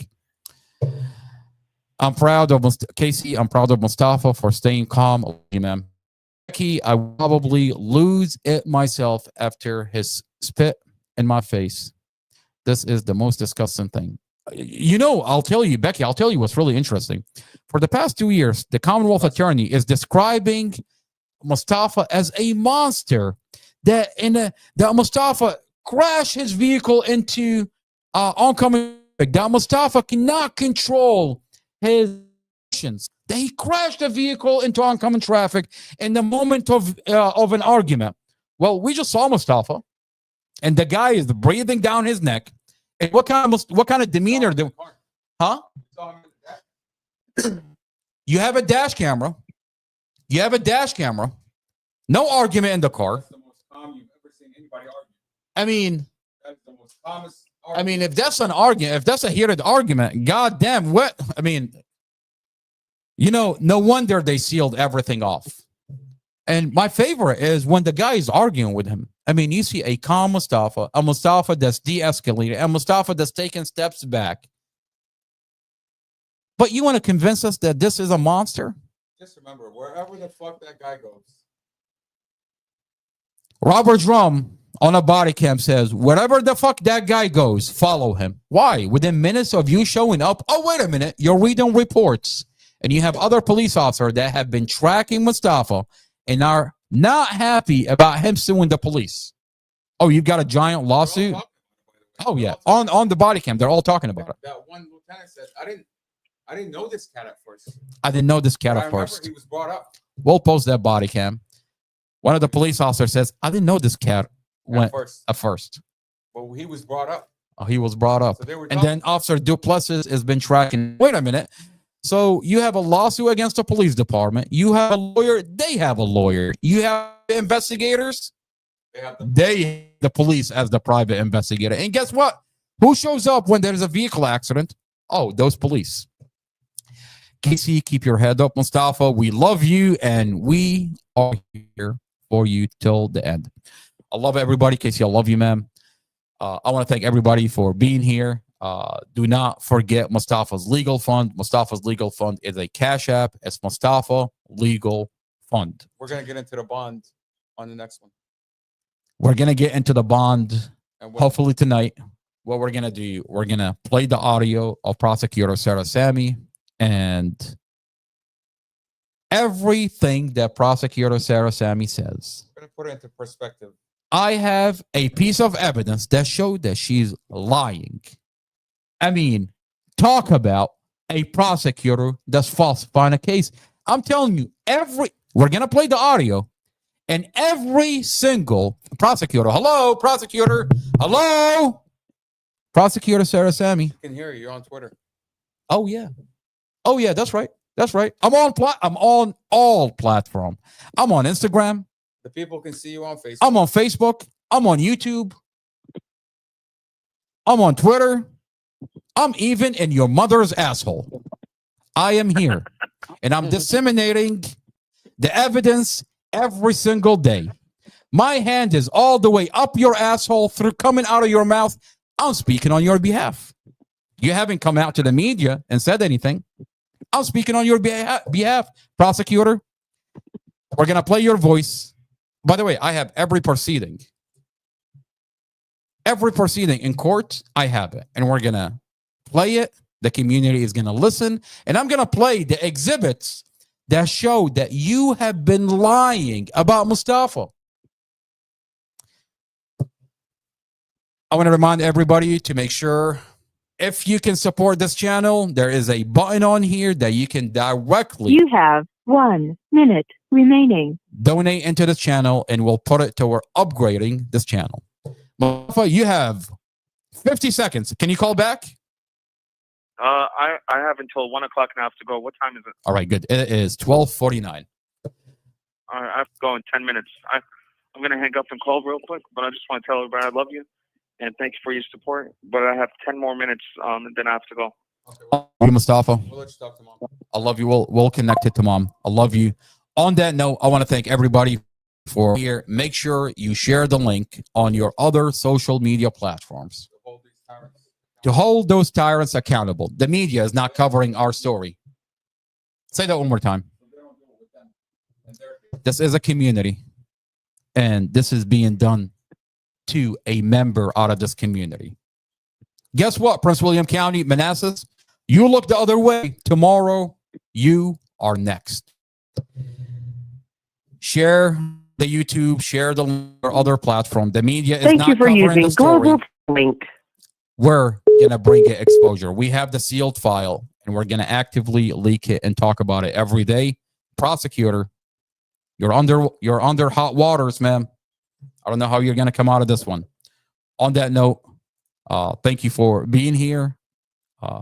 This is not another boring podcast. Mustafa through the police body cam. Judge Carol Weimer under the microscope.